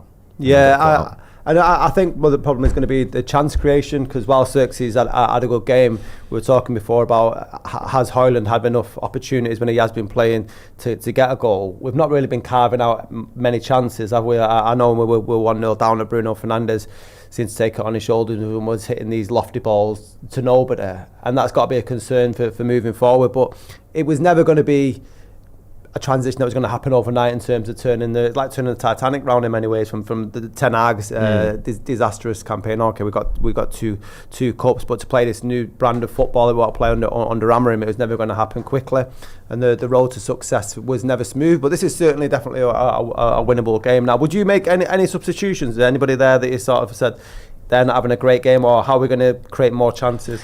I know the issue is, I think a huge difference will be made if we have. I know we know about the qualities of Mainu. I think Mainu still, you don't get the best out of him in a double pivot. I think he seems to struggle with like covering spaces and stuff. Ugarte, we know how great he is off the ball and how much his energy kind of helps us in that instance, and how we look when he doesn't play there. And he's steady and he's solid on the ball. But I think we do lack a ball progressor in there. I think we are reliant on going into the wide areas a little bit too much, and I think when Xerxes doesn't play, he's someone that can actually hold the ball up if you go straight into him. We struggle to build through the middle as well. Yeah. So, and then you've got Bruno, who for the first 20 minutes, Bruno was treating the football like a little bit of a grenade again, and losing us the ball too often. So I don't know. I think there's a lot of things that need to be changed in the transfer window before we can actually know whether this works, because I think the players are trying to do their best. It's just whether they suit the jobs that they're being asked to do, or whether they're getting enough time and training on the pitch. It's certainly an improvement, would you say, though, than under Ten Hag, the football? Because results wouldn't say so. I don't know. It's hard. I don't know if the sample size is big enough. To be fair, not enough matches since been played. And it's hard. As I said, for the rest of the season, felt like a free hit in me, because I think it's hard to judge when it's basically Ten Hag's team with a completely different system and no one's been added to it. Do you know what I mean? Someone would not mention that had a decent cameo against Southampton is Christian Eriksen, and he's not really had much of a go, has he, Joe, under Amorim? He's not. He obviously don't fancy him most of the time, especially to start. But I think in certain games, you might see him today. He's on the bench. That's the sort of player we'd look to, because not really made much chances. No, if we need a goal last 20, you could see maybe a Mainu coming off for an Eriksen, or shuffling it around somehow and bringing him on, because he has got very good delivery. Maybe even him and Hojlund coming on or something, I could envisage if there's sort of 15-20 minutes to go and we still need a goal. But yeah, looking at the stats, they've got it as 2 total shots on the stream we're watching. FOTMob have got it as 4 shots and 3 shots. I don't know if block shots count for some people and others don't, but either way, it's been a game of very sparse chances. I think United have only had 3 shots inside the box. Brighton have had 2 shots inside the box. So as we see Luke Littler there holding his absolutely massive darts trophy. Do you think they actually get to keep that? Why has it got a little like nubby on the top? It makes it look like a Christmas decoration that's not got any string on it. It annoys me that. It's mad that he's almost like he's 17. He's almost like a millionaire now. Oh, he is a millionaire. Oh yeah. But and from what you hear, apparently he just spends it all on Xbox points, on Ultimate Team. He's only 17, isn't he? Yeah. One is 18 though. Yeah, you're not allowed to get into hardcore drugs until you're 18. So I'm just going to. That's the law.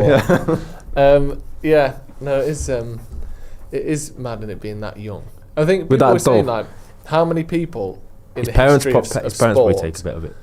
And this is a question for everyone. Luke Littler is arguably the best darts player in the world. Probably is. I think Luke Humphries is still probably in that conversation, even though he had a bad World Championships. How many players in any sport have been the best in the world at 17? Because Messi wasn't the best footballer in the world. Ronaldo wasn't. Neither was Rooney. Rooney was up there, but it wasn't. Rooney was like, Yamal's good, but he's not the best player in the world. Like it's very, very rare that. I think people were saying one of the people I saw was like Pele doing fantastic things in the World Cup when he was 17, but even then, Was he the best? was in he the the world best at in that the time? world? Being I know the best- darts is a very yeah. different thing, but it's still mad to see someone who's that good, consistent. He's been this good for like he's won like 6 events this year as well. He's not just just popped up like you see.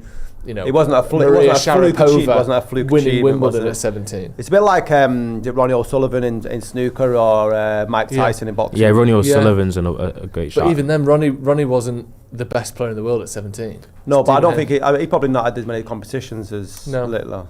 That's true. I think because Stephen Hendry was the best player in the world when O'Sullivan Yeah, was 17. yeah, true. But yeah, it's very, very rare. Tiger Woods again, not that young he wasn't. He's very much a rarity. People saying Pele. Owen's a decent shout. When did he win the Ballon d'Or? He's 20, wasn't he?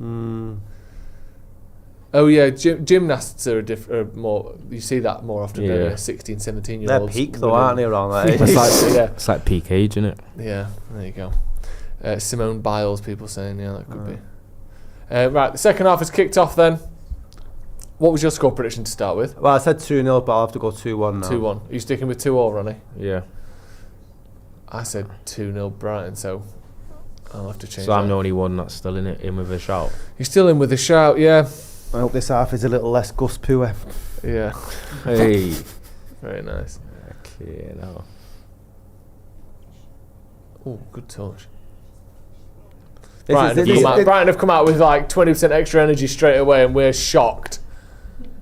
I love it. We do it every fucking game, don't we? First few minutes of the second half, like, why are you sprinting everywhere? We wanted to jog back into the second half. Luckily, they decided to pass it around the back.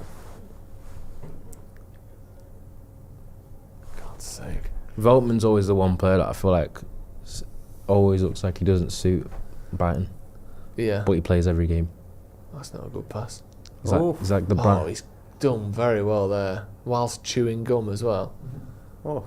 He's taking the piss! Wow. Just the usual Brighton football. Yeah. Stupid. Where This is ridiculous. they have a sequence of just looking like the greatest team ever minted. Pele at 17. I don't know how that's bobbled back to him there, but that's a Oh my good god! fucking hell. I think he struck that really well, but it was going wide. Yeah. That belay was Just slow down. Just slow Yeah, down. just Onana. stop Just now. stop.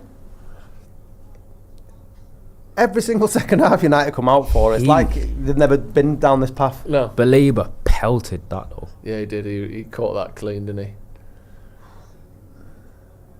Well, I was Yeah, flying. yeah. Like, Was it his shoulder or his face? Did they sing and then I saw his face, his believer. Did they Nice. sing that? I don't know. They Right, should fans. do. They can have that. Believer to the tune of Believer by the Monkees.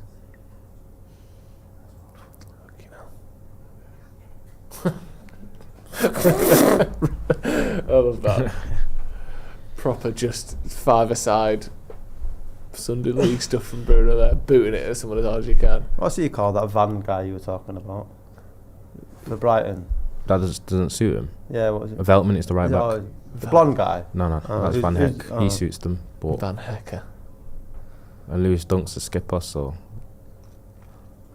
it's mad. Lewis Dunk's has played for Brighton since they're in League 2. Yeah. Really? Yeah, he's yeah. literally, that's the same, but he's literally just Mr. Right. Brighton. He used to talk about like when they played under The pair. Potter. yeah, exactly. Yeah. What? About how they because he's massive and you would think he don't suit this system, but he's just like, we just know what to do. I know where the next pass is going to be. I know where the midfielder is. When I get the ball, I don't even have to look. I can just put it in that space, and I know Casado or whoever it was at the time will just be there. Like they're just so well drilled. Right, we've got a chance here. Ahmad Diallo. Oh, you. Unlucky. He did well there. That was a good run from Mazraoui as well. It provided the space for Ahmad.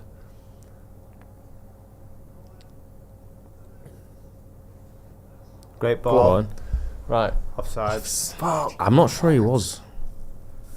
He thinks he was. What have you made of Euro playing on the left-hand side today? A bit more comfortable. Yeah, he's not. Look at that. He's That not had was- anything. Not too much to See do the with it. linesman then.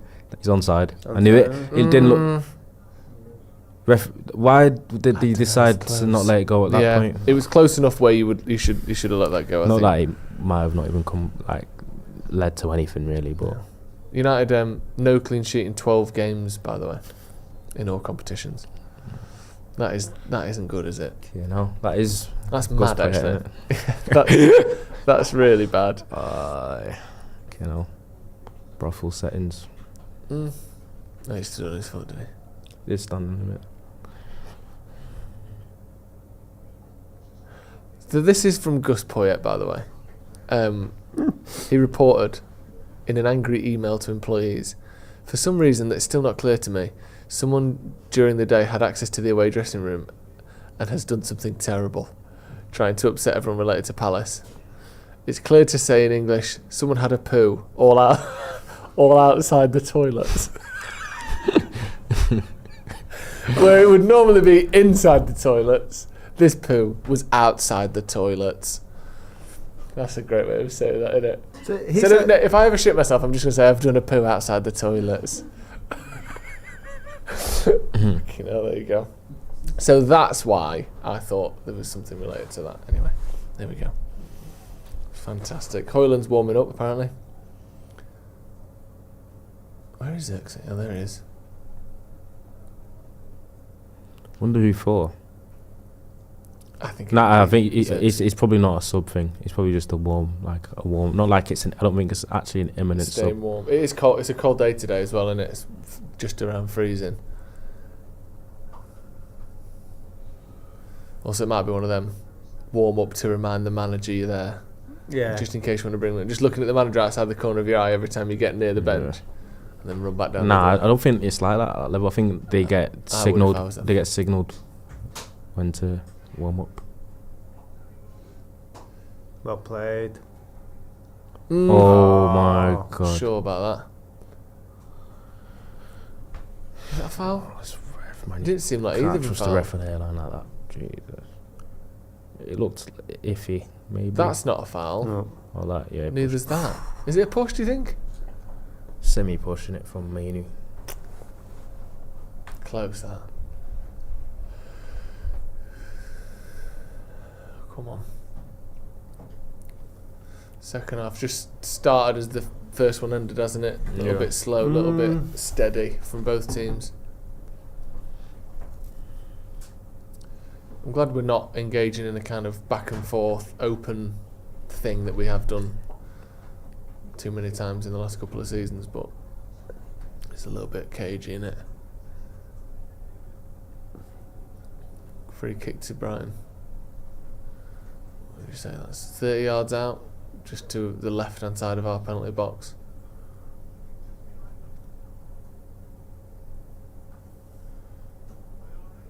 Shocking. Oh, it's bobbling everywhere. No way. Go on. Oh my god. Fucking unbelievable. How has he scored there? How on earth has he scored a goal from that? That's the shittest free kick I've ever seen. And we've just let him score. What is that? What is that?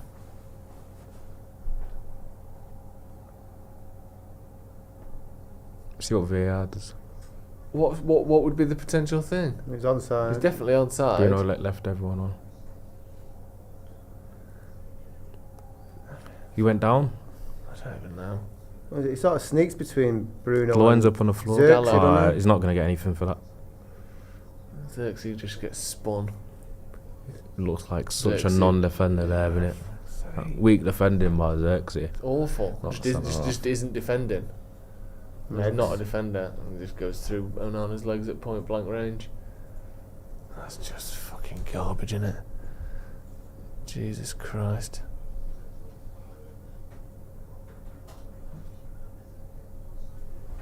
Are they checking it? I don't know what for. We need to see it again. Is Dallo still down? Dallo's doing his best job of making sure the ref has to at least think about it. Has to do it. Stay on the floor until they've made the call.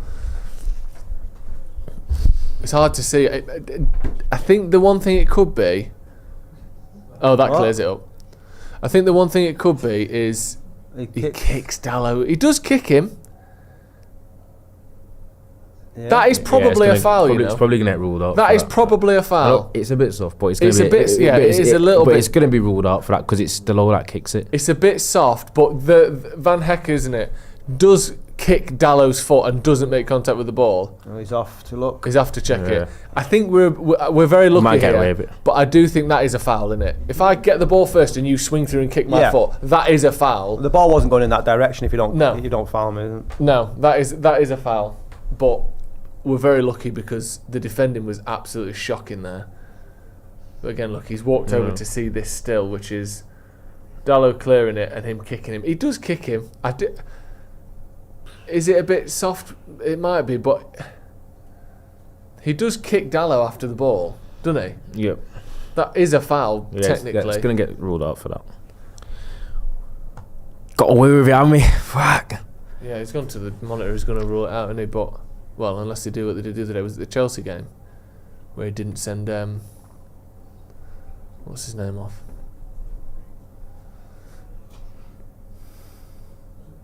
Has he disallowed it? Yeah. No, he has done. Right, got a bit lucky there. Good lad. Got away with one there. I don't like looking at his hair, respectfully. Don't be like that. It was going to happen to me eventually, so do you? It comes off Xerxes. Kicked it.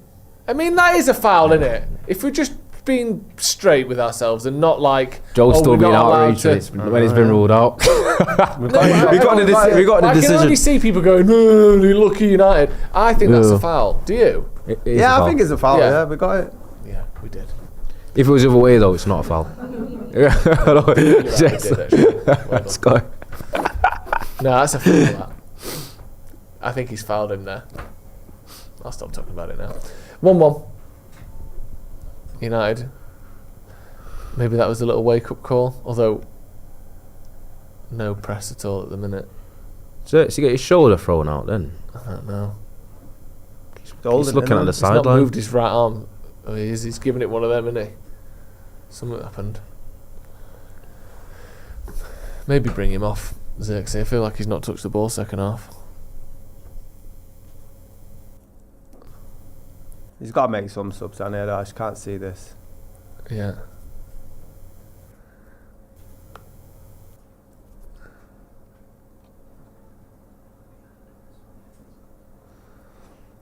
It's getting a bit scrappy.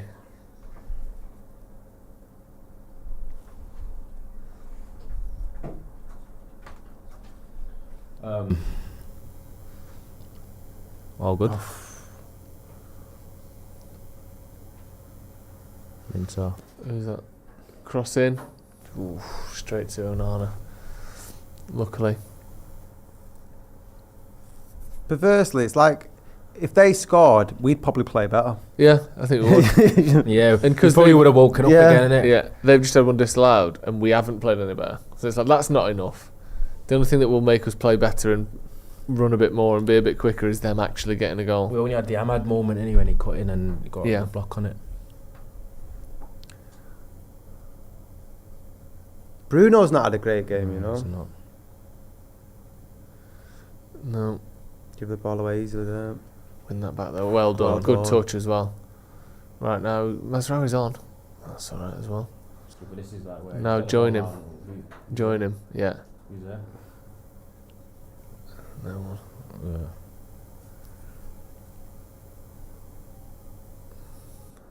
They can win this back here. They're in a bad position. Well done. Covering. Yeah. Pass inside. Well Nicely played, done. Lovely football. This is a Come bit on, bad Bruno. from behind. That's a foul. He's on a booking as well, believer. Is he? Yeah. That was him who did the DDT, wasn't it?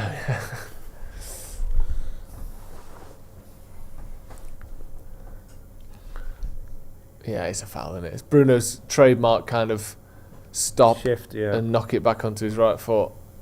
And he just swings the leg through. Free kick to United. Would you put it in the box from it? It's got some players who can head it. Big Harry. Yeah. Second half, we've had 30% of the possession. Yeah. 15 minutes. Huh? It does feel like that. It's a good cross that. Oh, it's a great Good cross. ball that, in the box, that man. It's really good. Delict, I can't tell if he was in front of it or behind it. It's a really good cross, that. Oh, it's just in between everyone, isn't it? It's a brilliant delivery from Bruno there. Delict sticks a leg out but can't quite get on it. Bednarek gets one back for Southampton against Forest.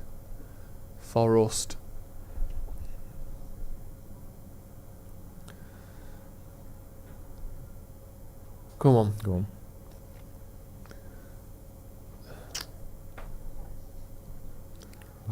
Nah, he's going to get a free kick for that. He's not. The ref's been wanting to. It's just... You know. We're struggling this half, aren't we? Is it just me or is the frame rate a bit weird there, isn't it? Was it just my eyes? No, it's a bit hard to see. Come on. It's like we've decided we're just going to wait for them to see if they can do anything, innit? Yeah. And here they are now, Brighton, pushing through. It's so much like we're the away team. They've scored, Brighton. Fucking hell. Fucking hell, they've scored. That's the second goal that the fucking stream cut out for. It's almost intentional, isn't it? I think it does happen because it doesn't get tight enough. My dad literally predicted that goal before. He said they'll get a goal where it's a little dink to the back post and a tap in about a yard out. Is it Mazraoui on goal? I don't know if it's Mazraoui on goal or... No, it's not. It's Mitoma. Mazraoui gets... Did João Pedro do his knee there? We've been fucking waiting for him to score this whole second half. Genuinely, let them have all the ball. Yeah. This is the second goal they've got. But we need to fucking wake up. What are they checking this one for? I think someone's been booked, I'm not sure. Ugarte. For God's sake. Absolutely just a dull, nothing performance. Oh, it's a late one, that. Just not done anything. Especially when you look at how they came out in the first half. You don't go out the second half to emulate it. Just crap. Just sit back and wait for the counter. Sit back and wait for the counter attack. Yeah. You do it now? No. I will. Garnacho's coming on. There you go. Something. Yeah, some sort of injection of pace. Bit of threatening behind from Ghana. Energy. He just looks half asleep. So before, Brighton don't even look particularly good, but we look at... Nah, they've had all the ball in the second half, though. They have, but they've not turned it into many chances. And then, obviously, yes, but you don't need a lot, do you? Yeah. Every shot they have on target fucking goes in. No, so come on now. From Bruno. Oh, we can pass the ball again. Yeah. That's weird, isn't it? And we can only pass it for the 10 minutes after Brighton score. Does my head in this.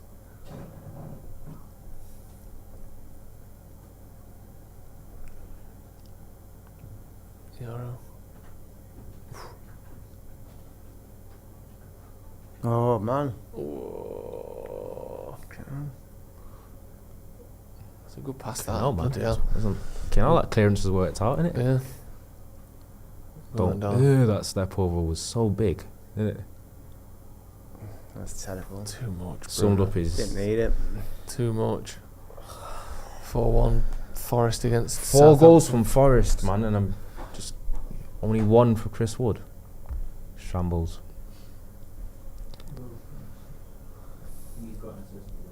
Has he? Okay. It's been poor, this, hasn't it? Collier coming on as well. He's like the go-to guy at the minute, isn't he? He used to play for Brighton, didn't he? Did he? I think he was about Brighton Youth Academy. Mainu off. And Ugarte. Mainu and Ugarte, yeah, both off. For Garnacho and Collier. Bruno probably Collier pivot. Yeah. Energy at least. Let's see what Bruno's passing as well. Ooh, he's dived in there. Lucky he got the ball. He's offside, is he? Offside, isn't he? He's not. Was he offside? No, not give it. Come on then. Show a bit of energy here. It's a good ball. Well, no.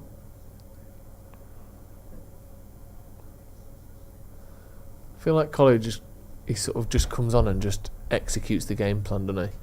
Like, he's not particularly flashy, or you don't notice a lot of what he does, but he just follows instructions. Yeah, just gets it and basics. does the right thing. Yeah, does the basics well. That's It would be alright if the other 10 to do that. Yeah.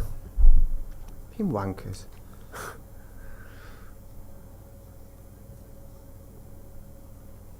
Come on. We have got size in this, a bit more size in this Yeah. team as well. Obviously, got the 3 centre halves. You got Xerxes. Yep. Dallow's not small, but I can't remember the last time he won a header from a corner. Bruno. He's going to score now. Watch. Oh. Decent effort. I thought that was going to land right on Delo's head. Decent corner there. Verbruggen had to punch it over from about a yard out. Come on.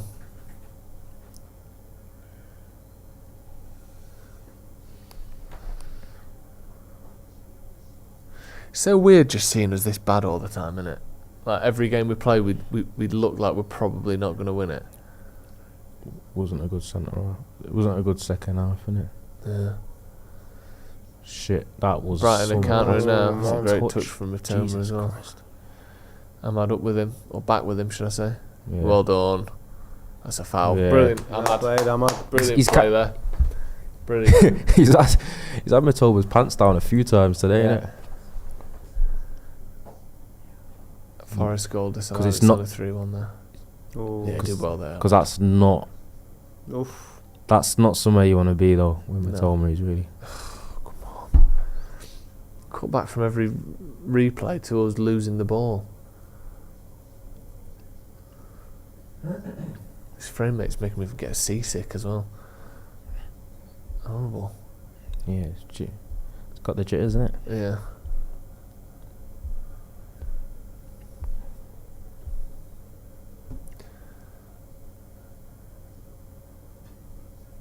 They're just a bit better than us, aren't they, Brian?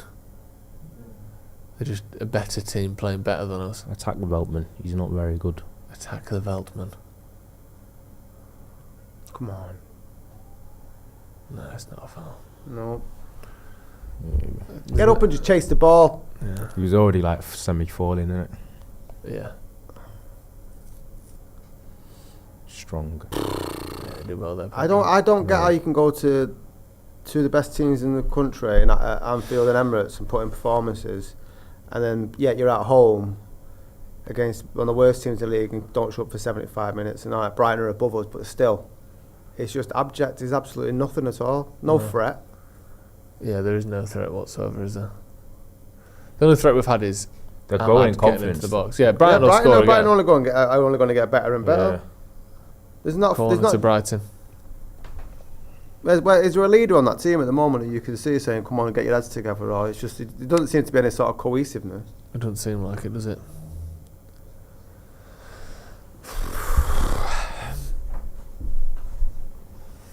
They've already scored from, well, it was disallowed, but they've scored from one set piece already, Brighton. Can they do another? After this, Yeah, when it no pauses, doubt they will have, yeah.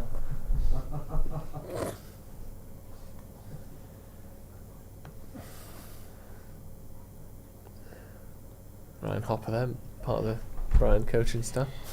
Probably is at this rate. Up the outreach. Yeah, 2 subs coming on for Brighton.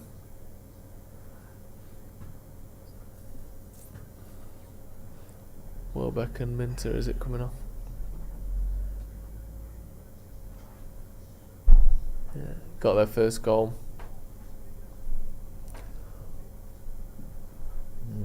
Solly March and Rutter. what happened to the striker that they used to add? Was it last season and everyone was raving about him? I think he was Irish. Oh, yeah, he's just been injured the whole Has time. he been injured? Yeah. What's his name? United have been linked with constantly. You know who it is, obviously. I can't think of his name. What? Teenager. What, Evan Ferguson. From where? Evan Ferguson. From Brighton. Who's injured again? Yeah, Is he, he's just constantly He's injured 90% of the time. Yeah. Corner to That's a Brighton, shame. near post, headed away by Dallow, I think. And then when he's like rhythm-wise, even when he's fit, he doesn't start over like Welbeck or João Pedro. No. And a lot of games he doesn't even get. Do you know a lot of games he doesn't even come on as a sub? No. He's like an unused sub. Imagine if you'd have paid 100 million for him 2 years ago. Well, it would be very Man United to have done that. And then also like, and then it'll be the international break and he'll go play for Northern Ireland and like play 2 games and score in both. Come back to Brighton and then just not play, Okay, or then get injured. Yeah. Might be one of them Hojlund don't fancy him. You know, it's like. Yeah, new manager comes There in. must be some pressure to play him though, with the potential and with the kind of value that he could have. But I guess That's the how longer Brighton it goes normally on- operate, but it's weird because you'd think they'd push him because he's an asset that Yeah. they could potentially sell for like 60, 70, 80 million plus. But like his value's like plummeted. Yeah, exactly. How much do you reckon that happens though? That the sort of board say, listen, you need to play him more because he's an asset. That does happen. Does it? Yeah. That probably happens right now. That's probably happened with Antony.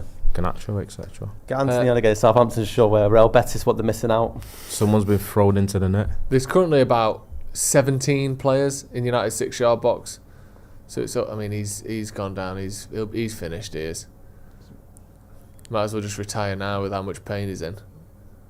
Fucking hell, what's someone done? Stood on your toe. How long are you going to stay down You've for? been Are you thrown into fucking the net. idiot? Honestly, like someone's put a fucking pickaxe through his leg. What happened?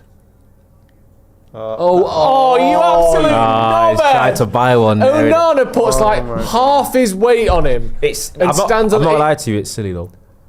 Yeah, but it's nothing. With VAR, it's silly. That's nothing. Oh God! And let's see how far he threw And he himself. stayed on the ground for about 2 minutes because Onana half steps on his foot. He didn't even put his weight on it. He's literally got his other leg on the floor at the time. Fucking grow up. Pathetic. State of this. They're going to fucking score from this as well You now, said 2-all aren't then, yeah. You said 2-1. Yeah, I Joe? said 2-all. they? I said 2-0 Brighton. I didn't think we'd get a penalty. Ball in. Headed away again. Well done. Headed away again by Maguire. Oh. And Xerxes clips one over to Garnacho. Come on, lad. And ball that, wasn't it? Absolute monster, Belieber, man. That was horrible, wasn't it? Yeah.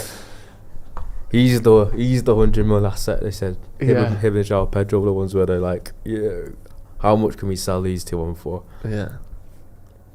He just absolutely runs into Collier on purpose as well. Kicks it over his shoulder so he definitely gets the free kick. No aim on that whatsoever. Rune with a super chat. Whoever is United set piece coach needs sacking. I think we've only just got a new one, haven't we? How is it for years they can't fathom how to play opposition offside? It's pathetic to watch. Vidal Gutierrez says, job offers in Rome and London. Recovering alcoholic, love the Prem but scared of British drinking culture with football. Any thoughts? It's not a position I'm in personally, but I think if you want to avoid it, you can probably. What would you say, Scotty? What was that? Someone's been offered jobs in Rome and London, loves the Premier League, loves football, but is a recovering alcoholic and doesn't want his love of football to make. There'd be loads of places, the capitals of the two great countries. There's plenty. Yeah. There's. I'd go to Rome if I had the option. Would you? Wouldn't you? Rome is absolutely sensational. Yeah. I mean, I've never lived there, nor have I lived in London, but Rome would be good. Yeah, I feel like Rome might pip it, but obviously we don't know the likely two very different jobs, isn't it? Yeah. It's too very. There you go, bit of space here. But who's he going to pass to? You've got one option. Bruno on the edge. There you go. Lay it off. Oh! Everything's getting blocked, man. Doesn't it? Yeah.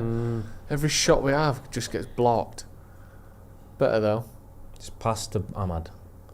Yeah, he'll do something. Even though he's got 6 men around him now, look. He's not going to get a foul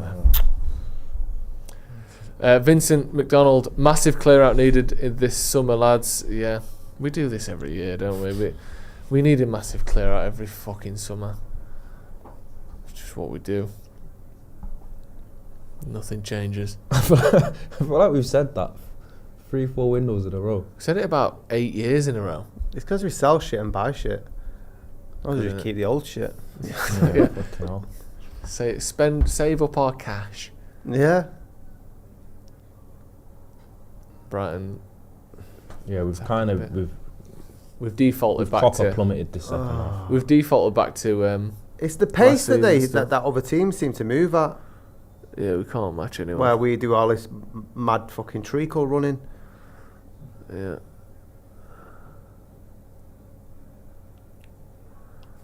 And we know they can play good football. Let's not get all gassed. Oh my god! Onana's had an absolute fucking disaster there. 3-1.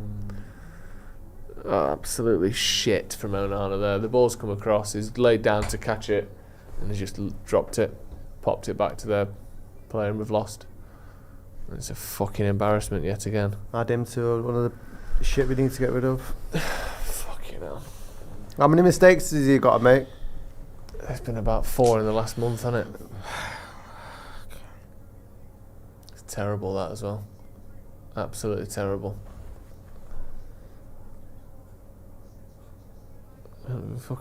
We haven't even had 2 chances all game. We're not going to get another 2 goals now.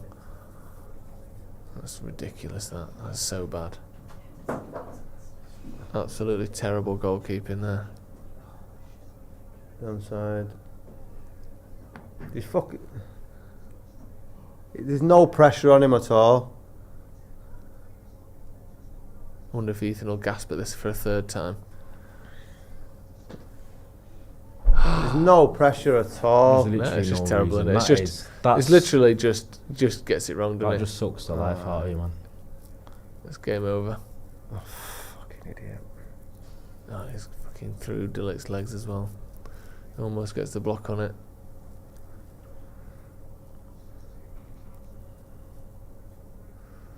That's crazy, that. There's Ethan in the background, looks stunned. Fuck me. What a life. I'll read Vincent McDonald's comment again. Massive clear out needed this summer, lads. That's the type of thing that deflates the whole team, though, when you can see it like that. Yeah, we've got. So I feel like the next 5 minutes might be a bit peak. Yeah, that's stupid.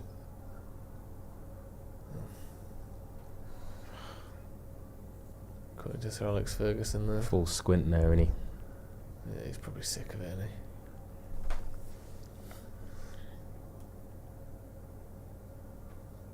Well then, Xerxes. No. I know it's not his game and it's not his fault, but wouldn't it be nice if we had a striker in that situation who you thought had half a chance of bringing that down? Like, one day... That is very harsh. I don't think it is. When you think of top strikers, if the ball's coming over your shoulder, sometimes you can bring that into your path and have a shot. But you didn't touch that though. That was just the defender got in the way, innit? Okay, I thought Xerxes controlled it with his shoulder. No. Foul? Oh no. The defender headed it. I can't see. Oh yeah. You don't want to jump. The version of this game we're watching is being knitted in real time. It looks like it's just made of wool. It's about 640p. And I can't really see what's going on. I thought the frame rate slightly improved, though, innit? I thought it was worse before. I was like, they look better when they were jittering. They've put another hamster on the wheel to get the server going. Another free kick. Bruno just clips it in. Maguire. Headed away. How's he touch? What? Collier's fucked up as well. He looked scared. He did, didn't he? Yeah. Again. Welcome to Manchester United. You're one of us now. He didn't have much of a long run in the sunshine, did he? He came from Brighton as well. Yeah. Collier. Fuck yeah.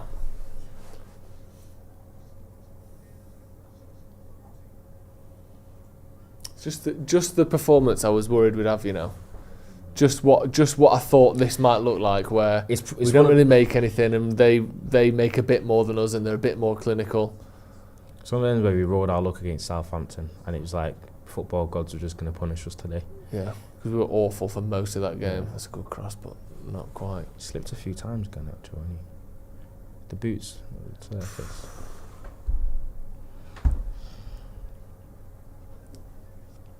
Do Everton move above us now?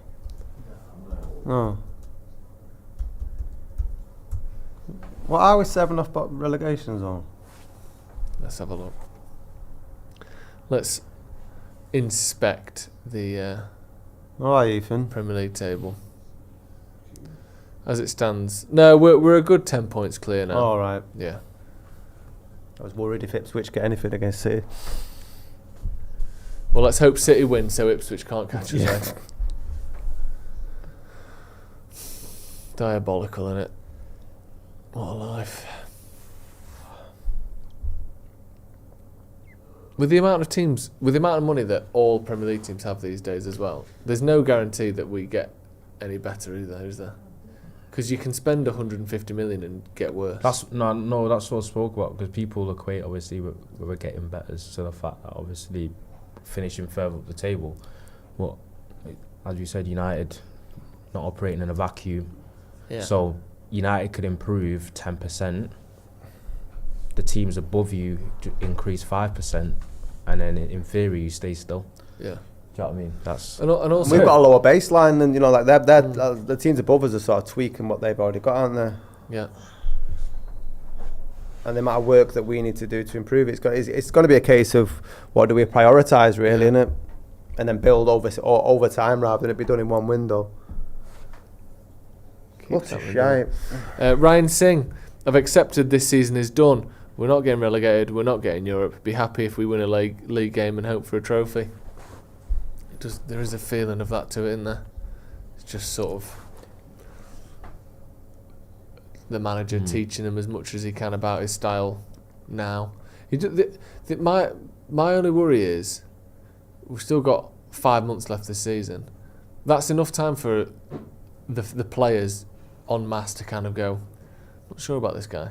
And obviously, he's not going to get sacked. I don't. I'd be stunned if he got sacked this season. No, but there's a possibility that some of the players go, this isn't really working.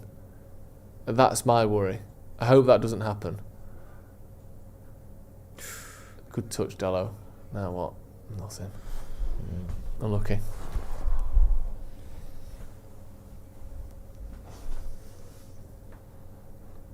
Yeah, you do. You will start getting them sort of players. Yes. Who've got what's up?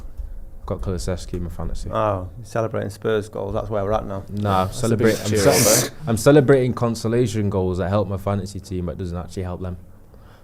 Fair. All them ones.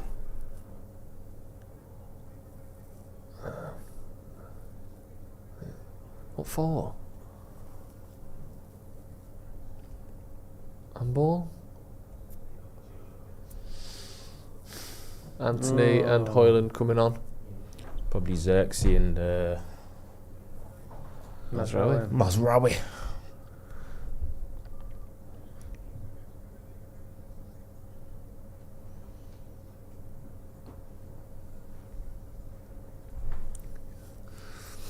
Go on then, Rasmus. Win us the game.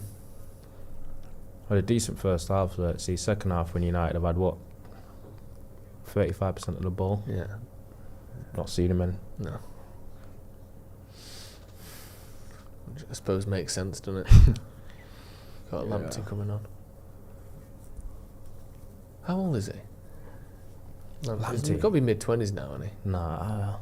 He's got the face of like a sort of 14-year-old, hasn't he? Is it like Disney eyes? Yeah. I'd say he's like 22. Is it? I'm going to guess. I'm going to say 23. 24. There you go. Yeah, I feel like it does feel like he's been playing for Brighton for a good, like, would you say he goes far back as like Chris Hughton days? He felt like he was Feels there. like it. Yeah. But that doesn't look like a 24-year-old, does it? It looks like sort of under 13s or something. And they've probably fucking skin us now as well. That's a foul. Well done. Do you think we'll have another chance before the end of the game? Like a decent-ish chance? Yes. Yeah? Do you, Scotty? I'm not sure. I don't think we get two though. I'm not sure where it comes from, to be absolutely honest. No, I don't think we will. Just the sad state of affairs. Have we had a chance second half? It's a good pass. Man on. Oh, come on. Well done. I think I would have liked that to have gone straight to him. Because then he gets it without them already kind of scattered over. Yeah.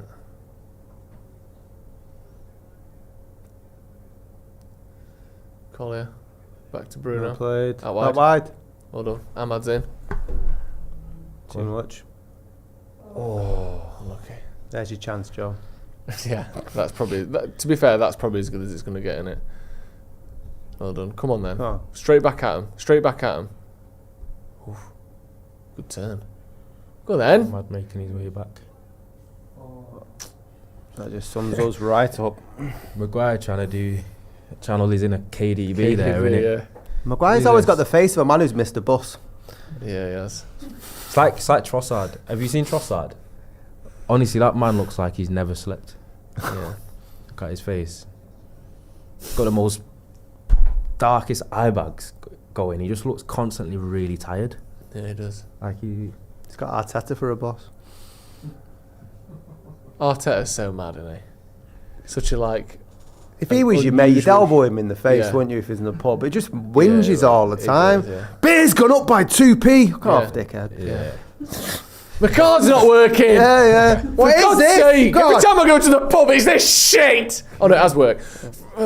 Yes, it's worked. He's proper. What an absolute idiot he is. He's proper chip on his shoulder, and He's a knob. Yeah. Every good thing that happens, he's going absolutely crazy. Yeah. And the slightest imperfection, he just loses his mind. I knew it was so like. I mean, if there's more of a better manager about exaggerating things. Do you see their You know. their celebrations at the end of the North London derby? It's just Yeah. have they not learned over the last couple of years of just being overly excitable for like random fixtures in the middle of a league campaign when you win? They obviously haven't, have they? Because he's the 'Cause then- manager. He's got in, like putting that energy through the whole squad. I love how we've just resorted to slagging off other managers. That's all we can do, innit? Because I think it's half the reason because we still kind of preferred them to win it Yeah. to Liverpool, and they've not done that Shit the bed. whilst having. Arsenal do like 2 title challenges in a row, and then City are the worst they've been in 10 years, and Arsenal are nowhere near winning the league. And Nottingham Forest are our only hope. Make your mind up. What even hurts? His He's head. holding his eye, and then he holds his teeth. Like you don't even. Nothing hurts, does it? My You're eyes fucking are- fine.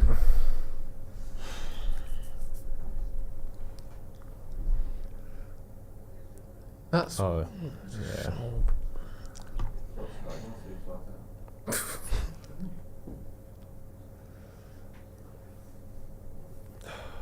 Oh, get up, That's son. Yeah. Jack Ford says too often I'm wanting the season over in January. YouTube says worst home run in 100 plus years. Is that right?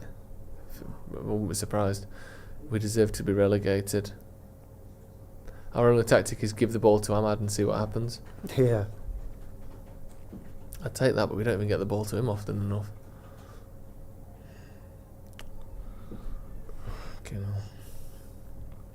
Well, like we just sleepwalking to. Yeah, YouTube says the commentator said it was the worst run of home games since the 1890s. For United. Yeah. Broke a few records over the years, haven't we? Record breaking Reds. Yeah. Chances of scoring there was so high, mate. What the hell, man? Yeah. See the difference as well in it. Like, I think their goal that they scored, the second goal, the one that, the chance that they had early on with Pedro, where he squares the ball there, just gets it across, Yeah. tries to find a man, and Garnacho there shooting from like 10 yards wide of the front post and about 4 yards out. You just think like the odds of that going in are 1 in 200. Like, it's just a stupid thing to do. Yeah, either reeks of desperation or stupidity to take that sort of shot on. I like to think it's both. Paul, desperately stupid, there's Yeah. Manchester United. And stupidly desperate. Yeah. Has Hojlund had a touch yet? No, I don't think so. I don't think he's going to if that's the creative options. They're so shit. Yeah, they are. Not made a chance Like, second half at all. really bad. No. We haven't had a shot on target second half. It's just not good enough, is it? I don't understand. 8 minutes added time. Fuck's sake. For what? Can we just For the comeback, Joe! Oh, sorry. That's sorry. exactly what. For the comeback, we're Come on. back, come on. You know what we're like? Fergie time and all that. Get in it. Yeah. Here we go. Good run by Andy. Not Good bad dig cross out. either. Good dig out. That's alright. Better. Here we go. That's a bit better. That's a bit of it. energy. So Turn it people on for actually eight sprinting, minutes of injury moving. time, man. Something.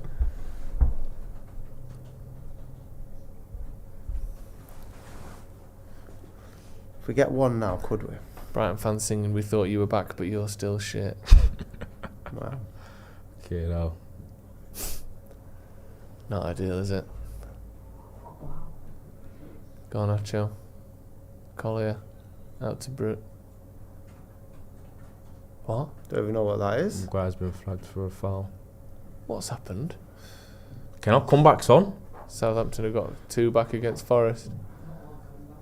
Oh, What's shit, happened no, there? Yeah, the wrong comeback. Correct. What was that for then? A foul on Maguire? Yeah. At least Luke Shaw's in the stands this time. Doesn't. Good to see. I thought he looked like Kulusevski. Kulusevski, yeah, I knew you were going to say that. You did. If you don't laugh, you'll cry.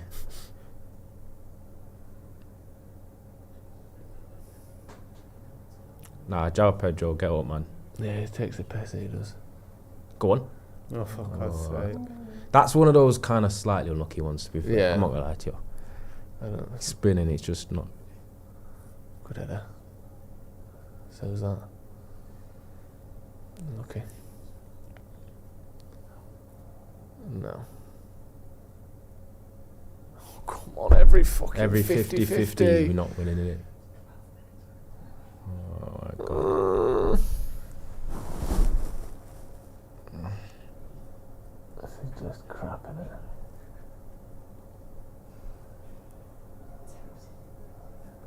It's mad as well, isn't it, that we like last few minutes, Man United at home, and you'd expect it to be like us pushing them back, creating chances, and we might not get there, but at least we're putting up a fight. There's nothing, is there? There's nothing to us whatsoever. And if we're not careful here, we're going to concede again. There you go. Go down at least. At least try and win the foul if you're giving the ball away. Just like, no quality, can't hold the ball up, can't play through them, can't really even stop them having the ball. Just fucking absolutely flat nothing. End up losing to fucking Rangers. Yeah, probably. If they push high, I don't know if they play with a high press. If they do, we'll lose.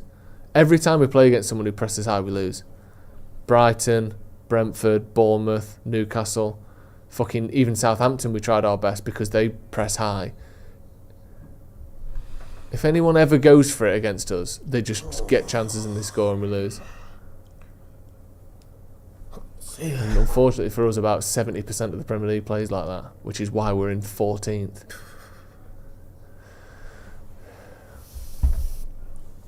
It's ridiculous. And then, no. Fucking hell. Fucking hell!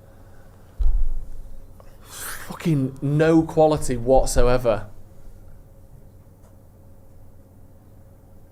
Just hopeless guesswork every time we get the ball.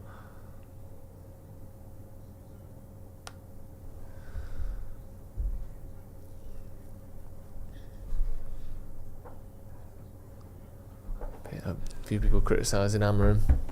A lot of people criticising. One is for, well, just saying that JC says Amarim came in and said we'd suffer, the fans are just happy to go along with him because he looks cool and talks well. He's a spoofer of the highest order. I don't know where you got that from. Daniel Stenberg says the team is not great, they're in a bad state, but Amarim sticking to 3 at the back at home games while being behind is making this worse.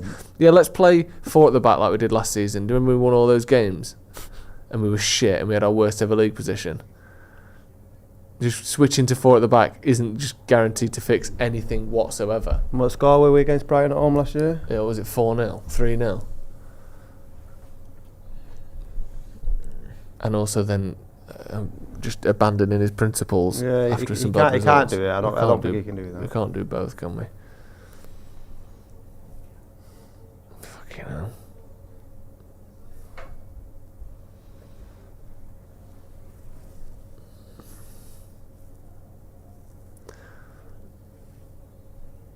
Jesus. Trademark shot of the scoreboard there.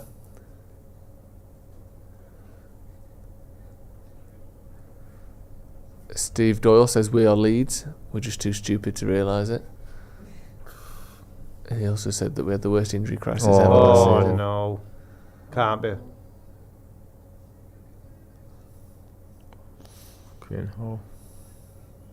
It's a foul. Jesus Christ. It's a booking, that. Total wipeout there. You get a booking for that?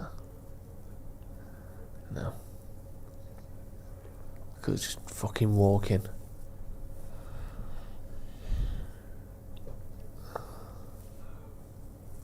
What's the point in that?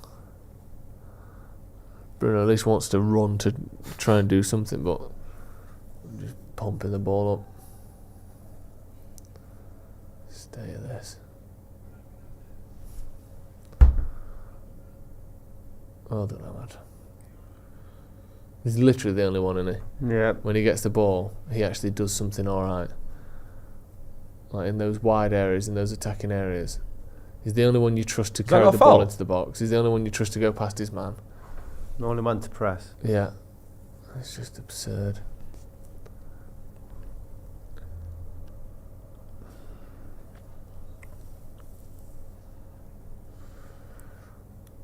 Zarul Chowdhury with a super chat. I like a lot of what Amram has done, but these starting 11s have been awful since he's been here. Mainu playing in the double pivot, Bruno left 10, etc. Awful. Rangers will be licking their lips. There you go. Step in, get skinned. Jesus Christ. They're going to get another here if they want it. Literally, square the... Oh, there's no one to pass to, luckily. Yeah, it's going corner flag. Fucking hell.